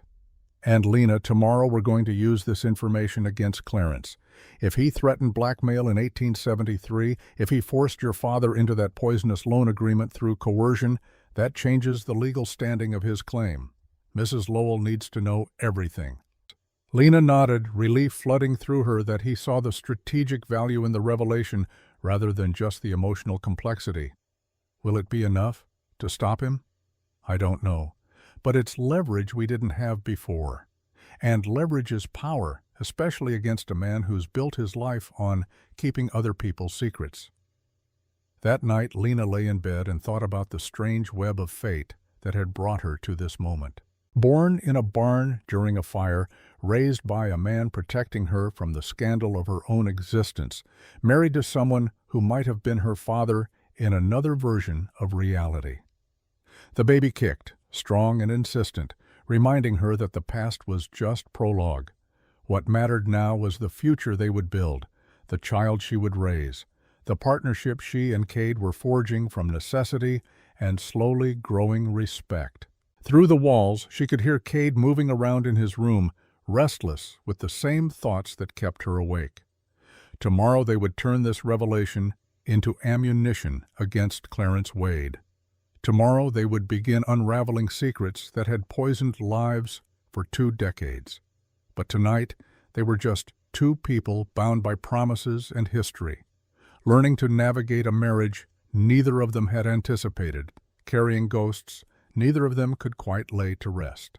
The Oklahoma night held its secrets close, waiting to see what morning would bring and what price Clarence Wade would demand for the truth he had used as a weapon for far too long. 4 weeks had passed since Lena learned the truth about her mother, and in that time, the world had shifted in ways both subtle and seismic. The legal battle with Clarence Wade had escalated into open warfare, with Mrs. Beatrice Lowell filing motions and counterclaims that turned the quiet Cedar Ridge courthouse into a battleground of paper and precedent. Cade had taken Rose's testimony, had it notarized and submitted as evidence that Clarence's promissory note was obtained through blackmail and coercion. He had hired investigators from Guthrie to track down anyone who might remember the events of 1873, who could testify to the threats Clarence had made, the lives he had manipulated. What they found was a pattern stretching back decades. 4 other families driven from their land through similar schemes, loans with impossible terms, secrets weaponized, legal documents that smelled of fraud but were just clean enough to pass cursory inspection. Clarence Wade had built his empire on the systematic destruction of people who could not fight back. But Lena Thornton, formerly Harlow, was not alone anymore, and that made all the difference. The trial was set for the first Monday in July in the Cedar Ridge courthouse that doubled as a town hall and occasional church. Judge Nathan Harrison, a stern man of 65, who had presided over territorial justice for 20 years, would hear arguments from both sides and render judgment on whether Clarence's claim held legal merit. The stakes were absolute. If Clarence won, Lena's land would be forfeit to satisfy the debt, and everything Victor Harlow had died protecting would belong to the man who had spent 2 decades waiting to take it. If they won, the promissory note would be voided, and Clarence's carefully constructed web of blackmail would begin to unravel. Lena woke on the morning of the trial with her heart hammering against her ribs and the baby pressing urgently against her bladder. 8.5 months pregnant now, she moved with the careful deliberation of someone carrying precious cargo through treacherous terrain. Dr. Bright had warned her against the stress of attending the trial, had suggested she remain at the ranch and let Cade handle the legal proceedings. She had refused with a vehemence that surprised them both. This was her father's legacy, her land, her fight. She would see it through to the end, even if that meant sitting in an uncomfortable courtroom chair while her body reminded her constantly that another battle was approaching, one far more intimate and inevitable. Rosa helped her dress in the best clothing they could find that still fit her changing shape, a dark green dress that Cade had purchased from the dressmaker in town specifically for this occasion. It was expensive, well-made, designed to announce that Lena Thornton was not some desperate widow scrambling for scraps, but the wife of one of the territory's most successful ranchers. Armor, Lena thought as Rosa fastened the buttons. They were going to war, and clothing was part of the strategy. Cade waited downstairs, looking uncomfortable in a formal suit that emphasized his broad shoulders and made him seem even more imposing than usual. His hair was slicked back, his jaw freshly shaved, but his eyes held the same winter sky intensity that Lena had come to recognize as his battle face. The expression of a man who would not yield, would not compromise, would burn the world down before admitting defeat. "You don't have to do this," he said quietly, as she descended the stairs with careful steps. "I can represent us both. No one would think less of you for staying home in your condition. I would think less of me." Lena accepted his offered arm, grateful for the stability as another wave of pressure moved through her abdomen. Not contractions, Dr. Bright had explained, just Braxton Hicks practice runs as her body prepared for the work ahead. "My father fought Clarence for 20 years. The least I can do is show up for the final round." Something shifted in Cade's expression, pride mixing with concern. "Then let's go finish what Victor started." The ride to Cedar Ridge took 40 minutes, every bump and jolt of the wagon sending discomfort radiating through Lena's lower back. Cade drove with uncharacteristic caution, guiding the horses around the worst ruts, his attention divided between the road and surreptitious glances at her face to gauge her comfort level. "I'm fine," Lena said for the 4th time. "The baby's fine. Stop looking at me like I might shatter. You're 8.5 months pregnant and about to face down a man who's been trying to destroy your family for decades. Forgive me if I'm a little concerned." Concerned is fine. Hovering is irritating. A ghost of a smile touched his lips.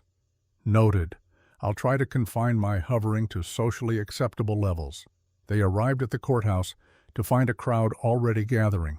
News of the trial had spread through the territory like wildfire, drawing spectators from surrounding communities who wanted to witness the showdown between Clarence Wade and the Thorntons.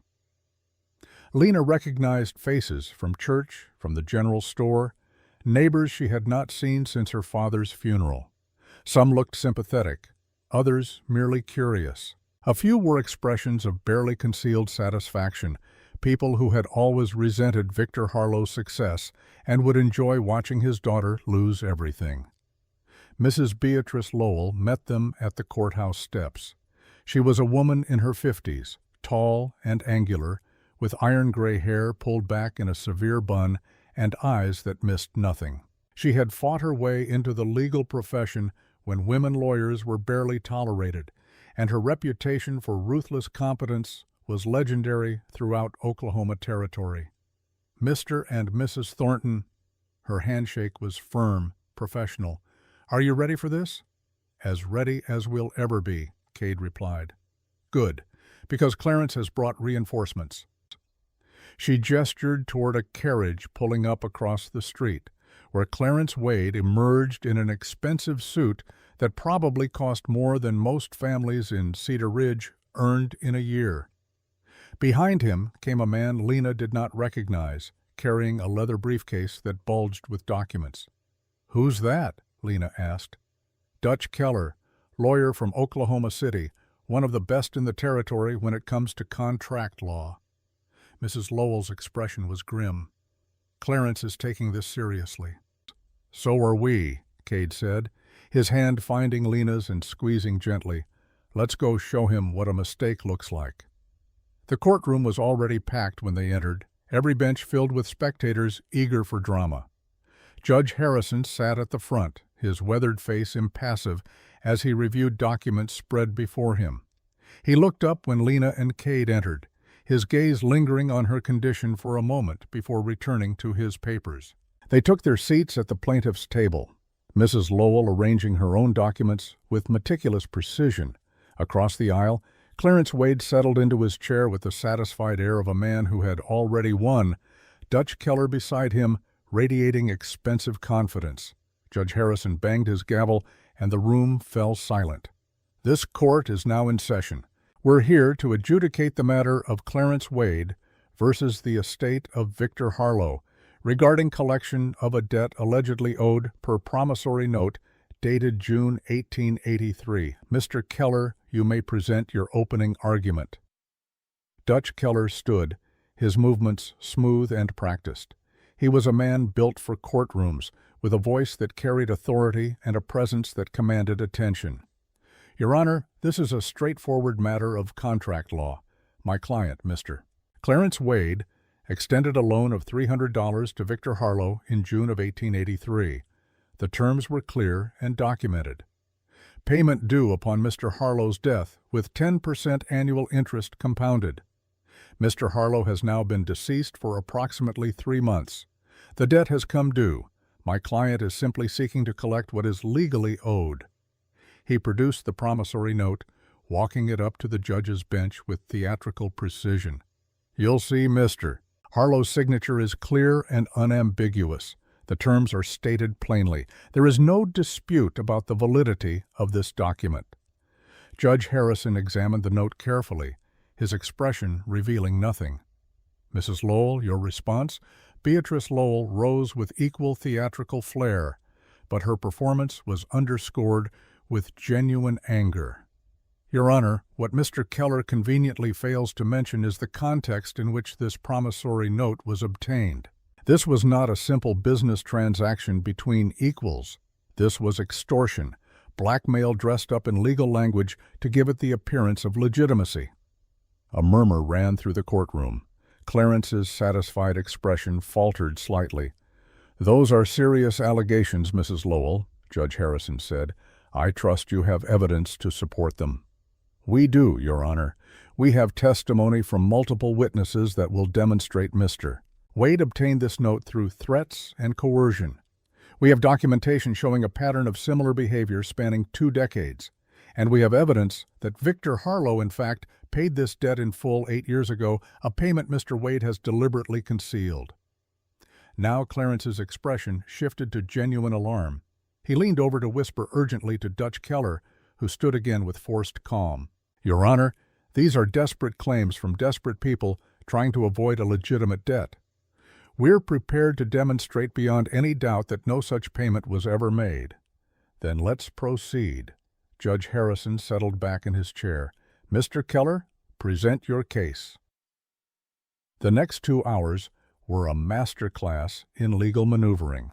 Judge Keller walked the court through the promissory note line by line, establishing its validity, demonstrating Victor Harlow's signature matched other verified documents. He called witnesses who testified to seeing Victor and Clarence conduct business together over the years, suggesting a relationship that would support the existence of a loan.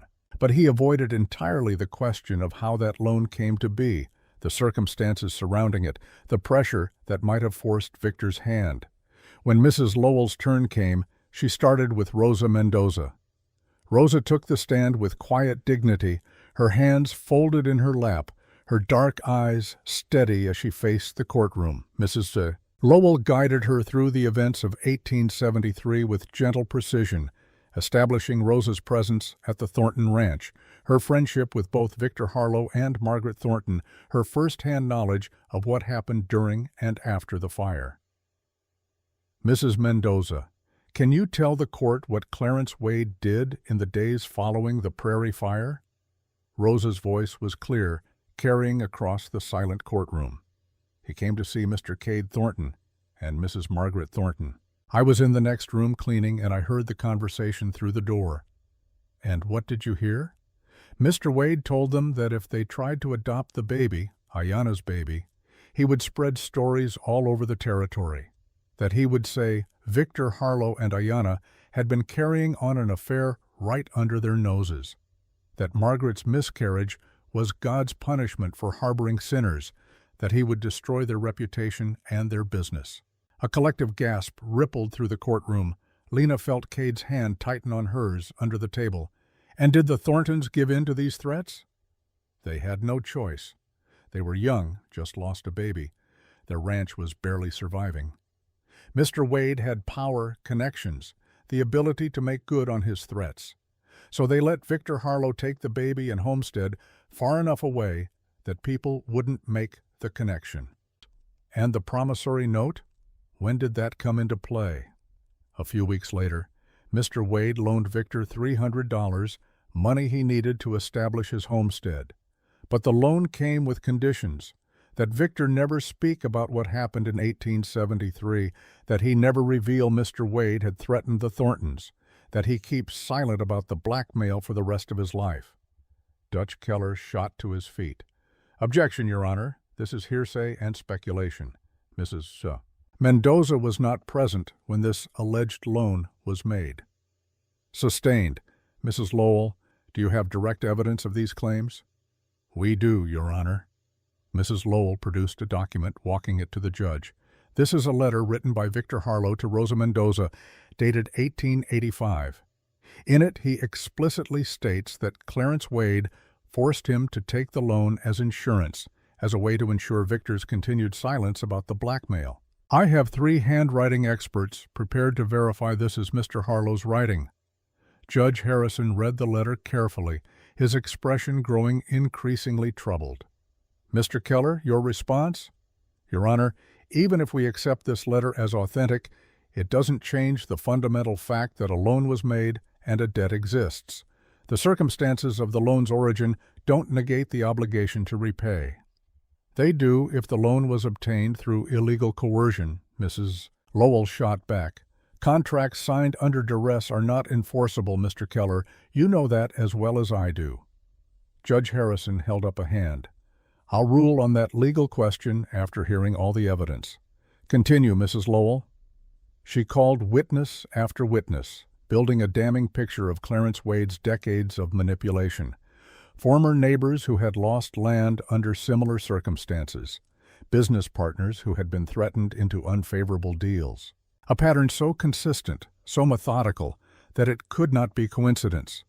But the most devastating testimony came from an unexpected source.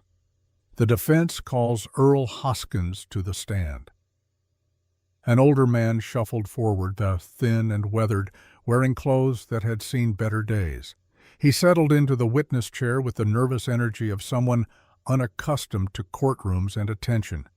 "Mr. Hoskins, where do you currently reside?" "Amarillo, Texas. But I lived in Cedar Ridge from 1882 to 1893, ran a saloon on Main Street." "And did you witness any interaction between Victor Harlow and Clarence Wade during that time?" Earl nodded vigorously. "Yes, ma'am. June 12, 1891. I remember it clear because it was my birthday.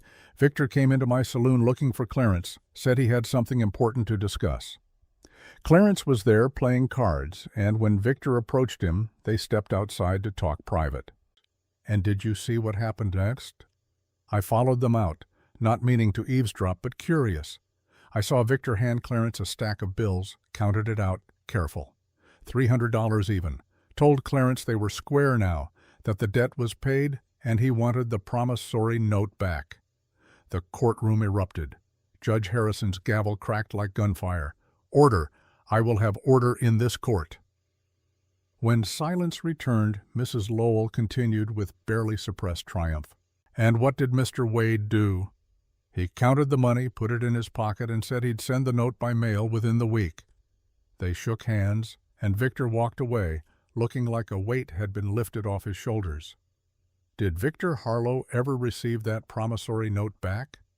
"Not that I know of. Few months later I heard him complaining to Rosa Mendoza that Clarence kept making excuses, saying he'd misplaced it, saying he'd send it soon. Then I moved to Texas and lost track." Mrs. Lowell turned to face Clarence directly. "Your Honor, Mr. Wade accepted payment in full for this debt 8 years ago. He pocketed $300 and then deliberately withheld the return of the promissory note so he could use it as leverage later. This isn't debt collection. This is theft, fraud, and extortion." Dutch Keller was on his feet immediately. "Your Honor, we dispute this testimony entirely. Mr. Hoskins is a known drunk who hasn't lived in this territory in years. His memory is clearly faulty." "My memory's just fine," Earl said indignantly. "I remember clear as day. $300, June 12, 1891, outside my saloon. Victor paid his debt fair and square." Judge Harrison looked between the two lawyers, his expression grave. "Does Mr. Wade wish to testify regarding this alleged payment?" Clarence stood slowly, his face flushed with anger and something that might have been fear. "Your Honor, I categorically deny ever receiving payment from Victor Harlow. Mr. Hoskins is either mistaken or lying, motivated by some grudge I'm not aware of." "Then where is your documentation showing the loan remains unpaid? Bank records, ledgers, anything that proves this debt still exists?" For the first time, Clarence faltered. "The records from that long ago are difficult to locate, Your Honor. I've been searching, but you have the original promissory note, which you've kept in perfect condition for 23 years, yet you've somehow lost all other documentation of this transaction." Judge Harrison's skepticism was palpable. "That strikes me as remarkably convenient, Mr. Wade." The judge turned to Mrs. Lowell. "Do you have anything else?" "Just one more piece of evidence, Your Honor. We've obtained bank records from Guthrie showing that on June 15, 1891, Clarence Wade deposited exactly $300 into his personal account. The timing matches Mr. Hoskins' testimony perfectly." She produced the bank statement, and even from across the room, Lena could see Clarence's face go pale. Judge Harrison examined the document with the careful attention of a man who understood he was looking at the linchpin of the entire case. "Mr. Keller, I'm going to give you and your client one opportunity to explain how Mr. Wade came into $300 on the exact date your alleged debtor claims to have paid him if this payment never actually occurred." Dutch Keller huddled with Clarence, their whispered conversation urgent and increasingly desperate. Finally, Keller stood. "Your Honor, we request a recess to locate additional documentation that might clarify this discrepancy." "Request denied." "You've had weeks to prepare your case, Mr. Keller. I'm not delaying justice because your evidence is inconveniently absent." Judge Harrison's voice was hard, final. "Based on the testimony and documentation presented here today, I'm ruling as follows." The courtroom held its collective breath. The promissory note in question was obtained through coercion and blackmail. rendering it unenforceable under territorial law. Furthermore, credible evidence suggests the debt was paid in full in 1891, and Mr. Wade fraudulently withheld acknowledgement of that payment. Therefore, I'm voiding the promissory note entirely and dismissing Mr. Wade's claim against the Harlow estate with prejudice. Relief crashed over Lena like a physical wave. The courtroom erupted in noise, some cheering, others protesting, chaos descending as Judge Harrison's gavel cracked repeatedly. Furthermore, the judge continued, his voice cutting through the din, I'm referring this matter to the territorial prosecutor for investigation into possible criminal charges against Clarence Wade for fraud, extortion, and blackmail. This court is adjourned. Clarence stood frozen, his face a mask of shock and rage. Then his eyes found Lena across the room, and the hatred in them was so pure, so concentrated that she actually flinched. This isn't over, he said, his voice carrying despite the noise. You think you've won, but you've just made an enemy you can't afford, Mrs. Thornton. Before Cade could respond, before anyone could react to the threat, Lena felt something shift inside her. A sensation like water breaking, warm liquid spreading down her legs, soaking through her dress, in a rush that left no doubt about what was happening. Cade, she gasped, gripping his arm with sudden, desperate strength. The baby. It's coming. The color drained from Cade's face. Now? Right now? Yes, now. Another sensation, this one unmistakably a contraction, seized her abdomen with vicious intensity. Lena doubled over, crying out, despite her attempt to remain stoic. The courtroom chaos shifted focus immediately. Dr. Bright pushed through the crowd, his medical bag already in hand. Get her to my office, now. We don't have time to make it back to the ranch. Cade swept Lena into his arms without hesitation, carrying her toward the door while people scrambled out of his way. Through the pain and fear, Lena caught one last glimpse of Clarence Wade standing in the courtroom, his expression unreadable as he watched his enemy being carried away to face a different kind of battle entirely. The walk to Dr. Bright's office was a blur of pain and barely controlled panic. Contractions were coming faster than they should, harder than Lena had imagined possible. Rosa appeared from somewhere, her calm presence an anchor in the storm, her voice a steady stream of Spanish endearments and encouragement. Almost there, mija. Just breathe. The baby knows it's time. Your body knows what to do. Dr. Bright's office was small and cramped, never designed for childbirth, but it would have to suffice. He directed Cade to lay Lena on the examination table, then shooed him firmly toward the door. You wait outside. This is women's work. I'm not leaving her. Cade's voice was steel, immovable. Mr. Thornton, I don't have time to argue with you. Either wait outside or make yourself useful. If you're staying, you follow my orders without question.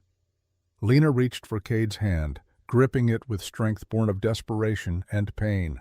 Stay, please stay. Something in his face softened, fear mixing with determination. I'm not going anywhere. The next 3 hours were the longest of Lena's life.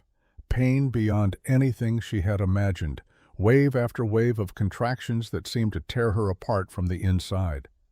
Dr. Bright's calm voice directing her breathing, telling her when to push, when to rest. Rosa's hands wiping sweat from her forehead, whispering prayers in Spanish.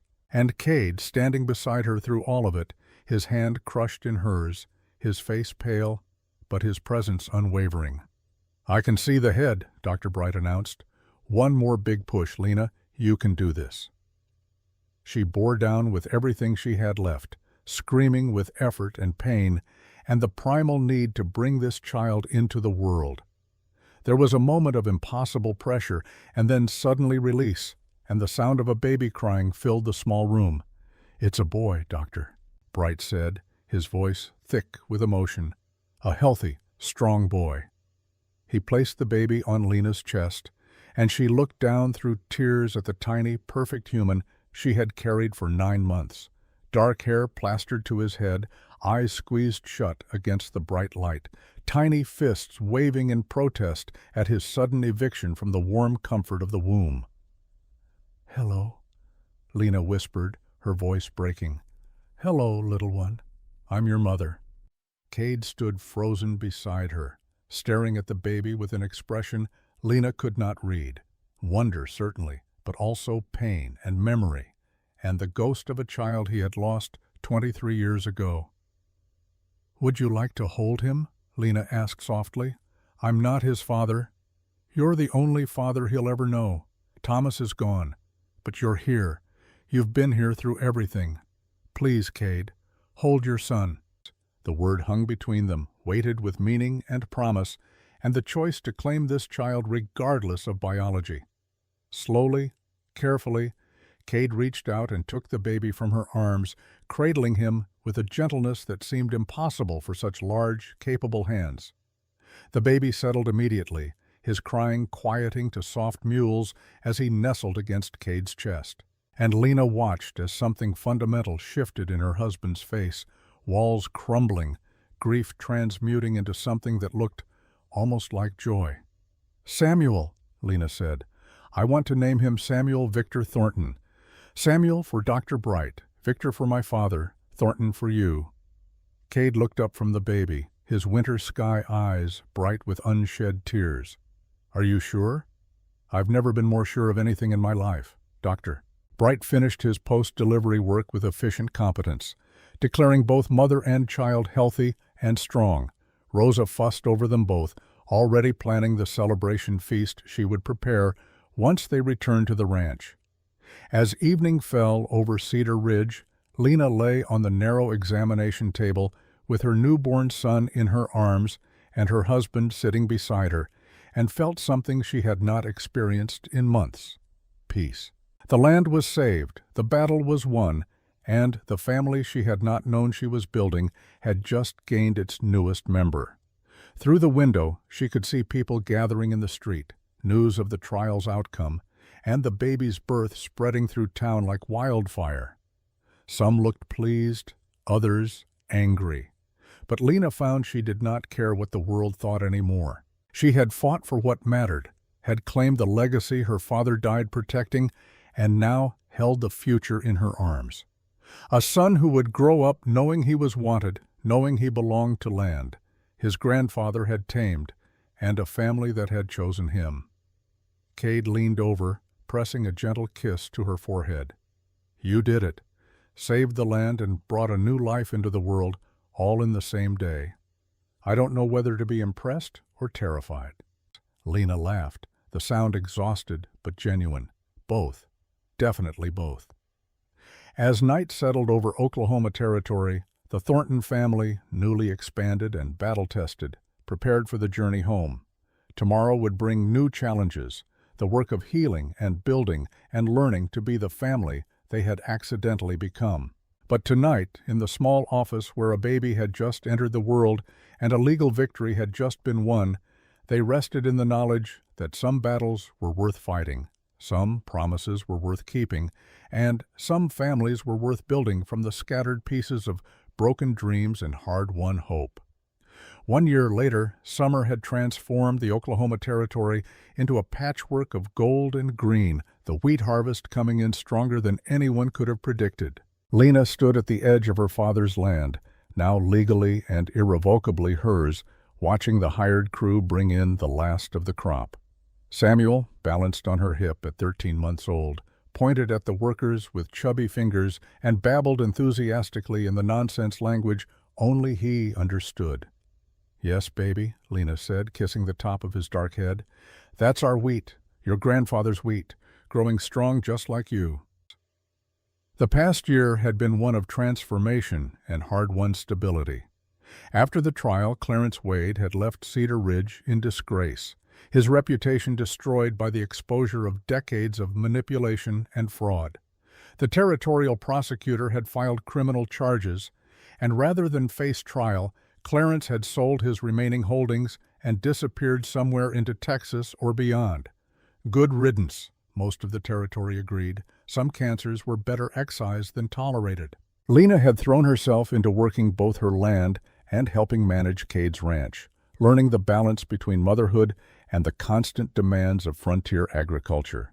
Samuel had proven himself a remarkably easy baby, content to be carried in a sling while she worked, napping in a basket at the edge of whatever field required attention. Rosa had taken to grandmother status with enthusiastic devotion, spoiling the boy shamelessly and teaching him Spanish songs before he could properly speak English. Dr. Bright visited weekly, charting Samuel's growth with the proud satisfaction of someone who had delivered the child and felt personally invested in his thriving. And Cade. Cade had become the father Samuel needed in ways Lena had not quite anticipated. He was patient when the baby cried through the night, gentle when teaching him to pet the horses without fear, fiercely protective when anyone in town made comments about the child's questionable parentage. Watching them together, Lena often forgot that they did not share blood. What they shared was something deeper: choice, commitment, love that had grown slowly from partnership into something more genuine than many families built on biological connection alone. The marriage itself remained a work in progress. They still maintained separate bedrooms, though the distance between them had lessened considerably. There were nights when Cade read to her while she nursed Samuel, his deep voice wrapping around them like a blanket. Mornings when they worked side by side in comfortable silence, no longer needing words to communicate. Moments of laughter over dinner when Samuel did something particularly charming or ridiculous. And occasionally, when Lena caught Cade looking at her with an expression she could not quite name, she wondered if partnership was slowly evolving into something neither of them had planned for, but both were beginning to want. "Mrs. Thornton," one of the workers approached, hat in hand. "We're finishing up the east field. Should be done before sundown. Best yield I've seen in 5 years. Thank you, James. Make sure the men know there's bonus pay for everyone this year. Good harvest means we can afford to share the wealth." After the worker left, Lena shifted Samuel to her other hip and walked toward the small rise where her father's grave stood. She made this pilgrimage at least once a week, sometimes more when decisions weighed heavy, or she needed the comfort of talking to someone who could not answer, but somehow still listened. The wooden cross had been replaced with a proper headstone, Cade's gift on the first anniversary of Victor's death. Simple granite, carved with words that captured the essential truth of the man. Victor Harlow, 1845 to 1893, he made the desert bloom beloved father. "Hi, Papa," Lena said softly, settling onto the grass beside the stone. Samuel immediately tried to grab the flowers she had brought, purple wildflowers that grew along the creek. She let him hold one, guiding his hand gently away from his mouth when he tried to eat it. "The harvest came in good this year. You'd be proud. All that work you did improving the soil, it's paying off now.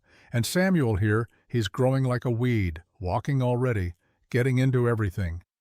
She paused, emotion tightening her throat.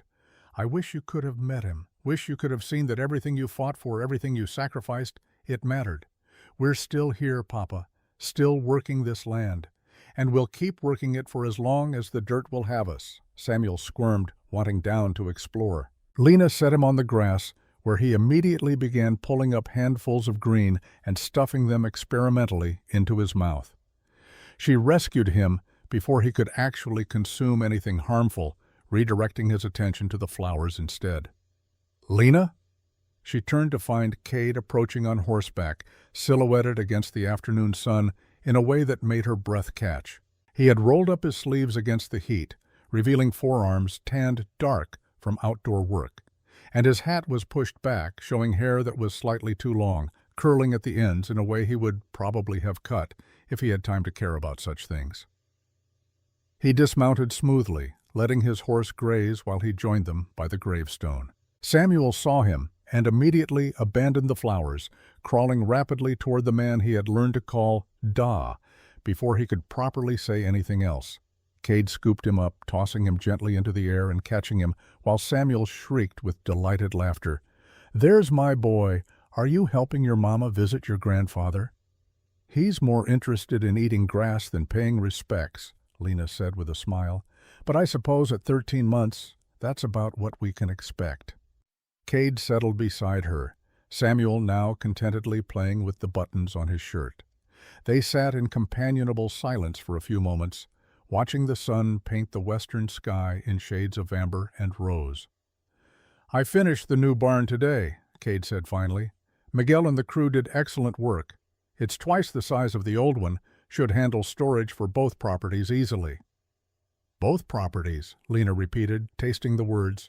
After the trial, after Samuel's birth, she and Cade had made the decision to merge their holdings into a single operational unit.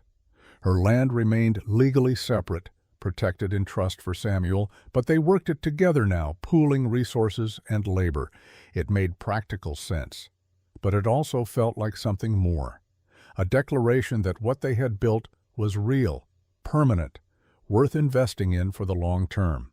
"I was thinking," Cade continued, his tone careful in the way it got when he was broaching a subject he was not sure how she would receive, "we should probably update the property sign, the one at the main gate. It still just says Thornton Ranch." "What would you want it to say?" He was quiet for a moment, his fingers absently stroking Samuel's hair. "Harlow Thornton Ranch, or Thornton Harlow. I'm not particular about the order, but it should reflect what this place actually is. A combination of what we both brought to it." Lena felt warmth spread through her chest, emotion making her eyes prickle with tears she refused to shed. "Papa would like that, knowing his name would stay on the land, alongside yours." "It's not just about the name." Cade turned to face her, his winter sky eyes serious. "Lena, this past year, building this life together, raising Samuel, working the land side by side, it's made me realize something." Her heart began to beat faster. "What's that?" "That I don't want separate anymore. Separate bedrooms, separate lives that just happen to intersect. I want partnership to become something more. If you're willing. If you think maybe you could feel the same way." The question hung between them, weighted with a year of growing closeness, of late-night conversations and shared laughter, of watching each other with Samuel and seeing not just competence but tenderness, not just obligation but love. "I already do feel the same way," Lena said softly. "I think I have for months. I was just afraid to say it out loud, afraid it would change things, make them complicated." "Things are already complicated. We might as well be complicated together." Cade reached out, his hand cupping her face with a gentleness that made her breath catch. "I love you, Lena, not because I owe your father, not because you remind me of what I lost, but because you're you, stubborn and brave and refusing to give up even when everything seems impossible. You've taught me how to live again, how to want something beyond just surviving each day." "I love you too," Lena whispered, the words feeling both terrifying and absolutely right. "You gave me and Samuel a home when we had nothing. You fought for us, protected us, became the family we needed. How could I not love you?" He leaned forward slowly, giving her every opportunity to pull away, but Lena met him halfway. Their lips touched, and unlike the brief ceremonial kiss at their wedding, this was real. Deep and searching, a promise and a question and an answer all at once. Samuel, sandwiched between them, protested with an indignant squawk, breaking the moment but not the spell. They pulled apart, laughing, and Cade shifted the baby to a more comfortable position. "So what now?" Lena asked. "Do we have another wedding? Make vows that actually mean what we're feeling this time?" "If you want, or we just start living like the married couple we actually are and let the rest of the world catch up to reality in its own time." Cade stood, offering his hand to help her up. "Either way, I think we should probably head home. Rosa's been cooking all day, and if we're late for dinner, she'll never forgive us." Home. The word resonated through Lena in ways it never had before. Not her father's house, not Cade's ranch, but their home. The place they had built together from grief and necessity and slowly growing love. They rode back together, Samuel secured in front of Cade on the saddle, Lena on her own horse beside them. The sun was setting in earnest now, painting the entire territory in shades of gold and crimson, the kind of sky that made you believe in new beginnings and second chances. Rosa met them at the door, her face creased with delight when she saw them arrive together. "Finally! I was beginning to think you'd forgotten how to tell time. Dinner's been ready for 20 minutes, and I won't have my hard work going cold because you two are—" She paused, her sharp eyes taking in something in their expressions, the way they stood just a little closer than before. "Ah, I see. Well, it's about time. I was beginning to think I'd have to lock you in a room together until you figured it out." "You're very subtle, Rosa," Cade said dryly, but he was smiling. "Subtle is for people with time to waste. I'm too old for subtle." She took Samuel from Cade's arms, cooing at him in Spanish. "Come, mijito. Let's get you fed while your parents finish whatever conversation they've clearly been having."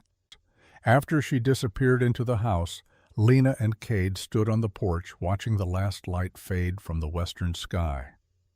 "There's one more thing," Cade said, "about the land, about the future. I want to make sure Samuel inherits everything, not just your property, but mine too. I want him to have the full ranch, the whole operation. I'm going to update my will to reflect that." Lena turned to him, surprise and gratitude warring in her chest. "Cade, that's too much. He's not even your biological son. He's my son in every way that matters. He calls me Da. He runs to me when he falls down. He looks at me like I hung the moon and stars." Cade's voice was rough with emotion.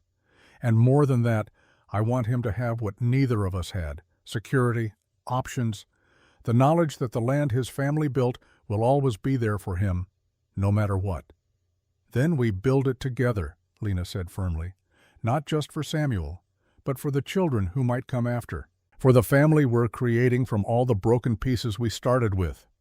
"Children," Cade repeated, his eyebrows rising. "Plural?" Lena felt heat rise in her cheeks, but she did not look away. "Well, Samuel should probably have a sibling or two, and now that we're actually going to be married in more than just legal terms—" She let the implication hang. Something heated and promising flickered in Cade's expression. "I think that can be arranged, though maybe we give it a few months.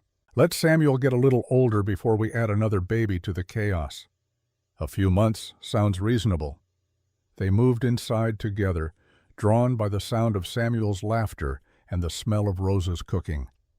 The house that had been so quiet and mournful when Lena first arrived was now filled with life and noise and the promise of more to come. Over dinner, Rosa regaled them with stories about Samuel's day, the things he had gotten into, the new words he was trying to form. Miguel joined them, as he often did now, and the table was full of conversation in 3 languages, laughter punctuating the meal like music. After Samuel was put to bed, after the dishes were cleaned and the house settled into nighttime quiet, Lena found herself standing in the doorway of Cade's room. He looked up from the book he was reading, surprise and hope crossing his face. "I thought," Lena said, her voice only slightly unsteady, "that if we're going to stop being separate, we might as well start tonight." Cade set the book aside, standing and crossing to her. "Are you sure? We don't have to rush anything, Lena. I can wait as long as you need." "I'm sure. I've been sure for months. I was just too scared to admit it." She reached up, her hand cupping his face the way he had hers earlier. "I don't want to be scared anymore. I want to be brave enough to choose this, choose us, choose the life we're building together." He kissed her then, deep and thorough, and Lena felt the last walls between them crumble into dust. This was not partnership anymore. This was marriage in the truest sense. 2 people choosing each other, building something new from the ashes of what they had lost. Later, wrapped in Cade's arms, while moonlight streamed through the window, Lena thought about the journey that had brought her here. Her father's death, the desperate struggle to save his land, the marriage of convenience that had somehow become the foundation of everything that mattered. "What are you thinking about?" Cade asked, his voice a low rumble against her ear.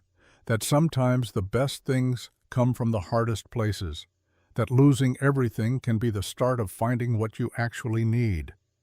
She tilted her head to look at him. "That I'm grateful for every impossible choice that led me here, even marrying a stranger to save your land? Especially that, because you stopped being a stranger the moment you chose to stay." 6 months later, on a cold January morning, Lena stood with Cade and Samuel at the entrance to their combined ranch, watching as workers installed the new sign.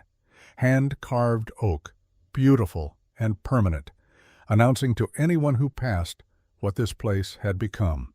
Harlow Thornton Ranch established 1893, built by Victor, saved by Lena, loved by Cade. Underneath in smaller letters, for Samuel and all who come after Samuel, now walking confidently and chattering in a mix of English and Spanish, pointed at the sign with delight. "Da, Mama, sign!" "That's right, baby," Lena said, lifting him up so he could see better. "That's our sign, our ranch, our family." Cade's arm came around her shoulders, pulling her close against the winter chill. What do you think Victor would say if he could see this?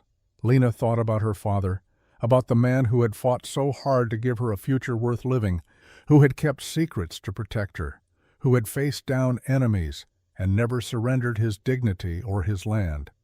She thought about the letter he had written, the debts he had paid, the legacy he had built from red Oklahoma dirt and immigrant determination. I think he'd say we did good. That we turned his sacrifice into something that will last. She leaned into Cade's warmth, watching the sign sway gently in the winter wind. And I think he'd be proud that we chose love instead of just survival, that we built family instead of just working land.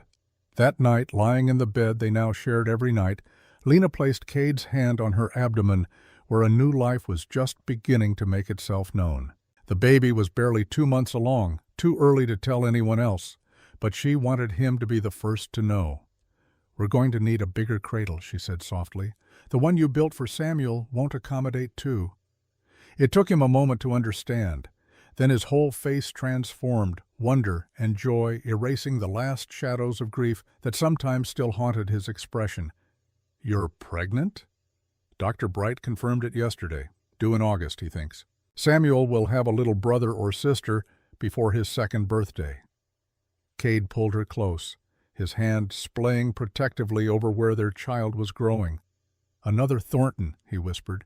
"Another piece of the family we're building." "Harlow Thornton," Lena corrected with a smile. "Never forget the Harlow part. Never. How could I, when it gave me you?" Outside, the Oklahoma night settled over land that had seen drought and fire, desperation and triumph, loss and redemption. Land that had belonged to Victor Harlow was saved by his daughter, and now sustained the family she and Cade were creating together. The wind whispered through the wheat fields, carrying seeds to new ground, promising another harvest, another cycle of growth and hope. And in a house that had once echoed with loneliness, a family slept in peace, knowing they had fought for what mattered and won something more precious than land or money or pride. They had won each other. And in the hard territory that demanded everything and gave back only what you earned through blood and sweat and stubborn refusal to surrender, that was victory enough to build a legacy on. The land would endure, the family would grow, and the story that had begun with desperation and necessity had transformed into something neither of them had imagined possible. Love, hard won and honestly earned, was worth fighting for, after all. The end.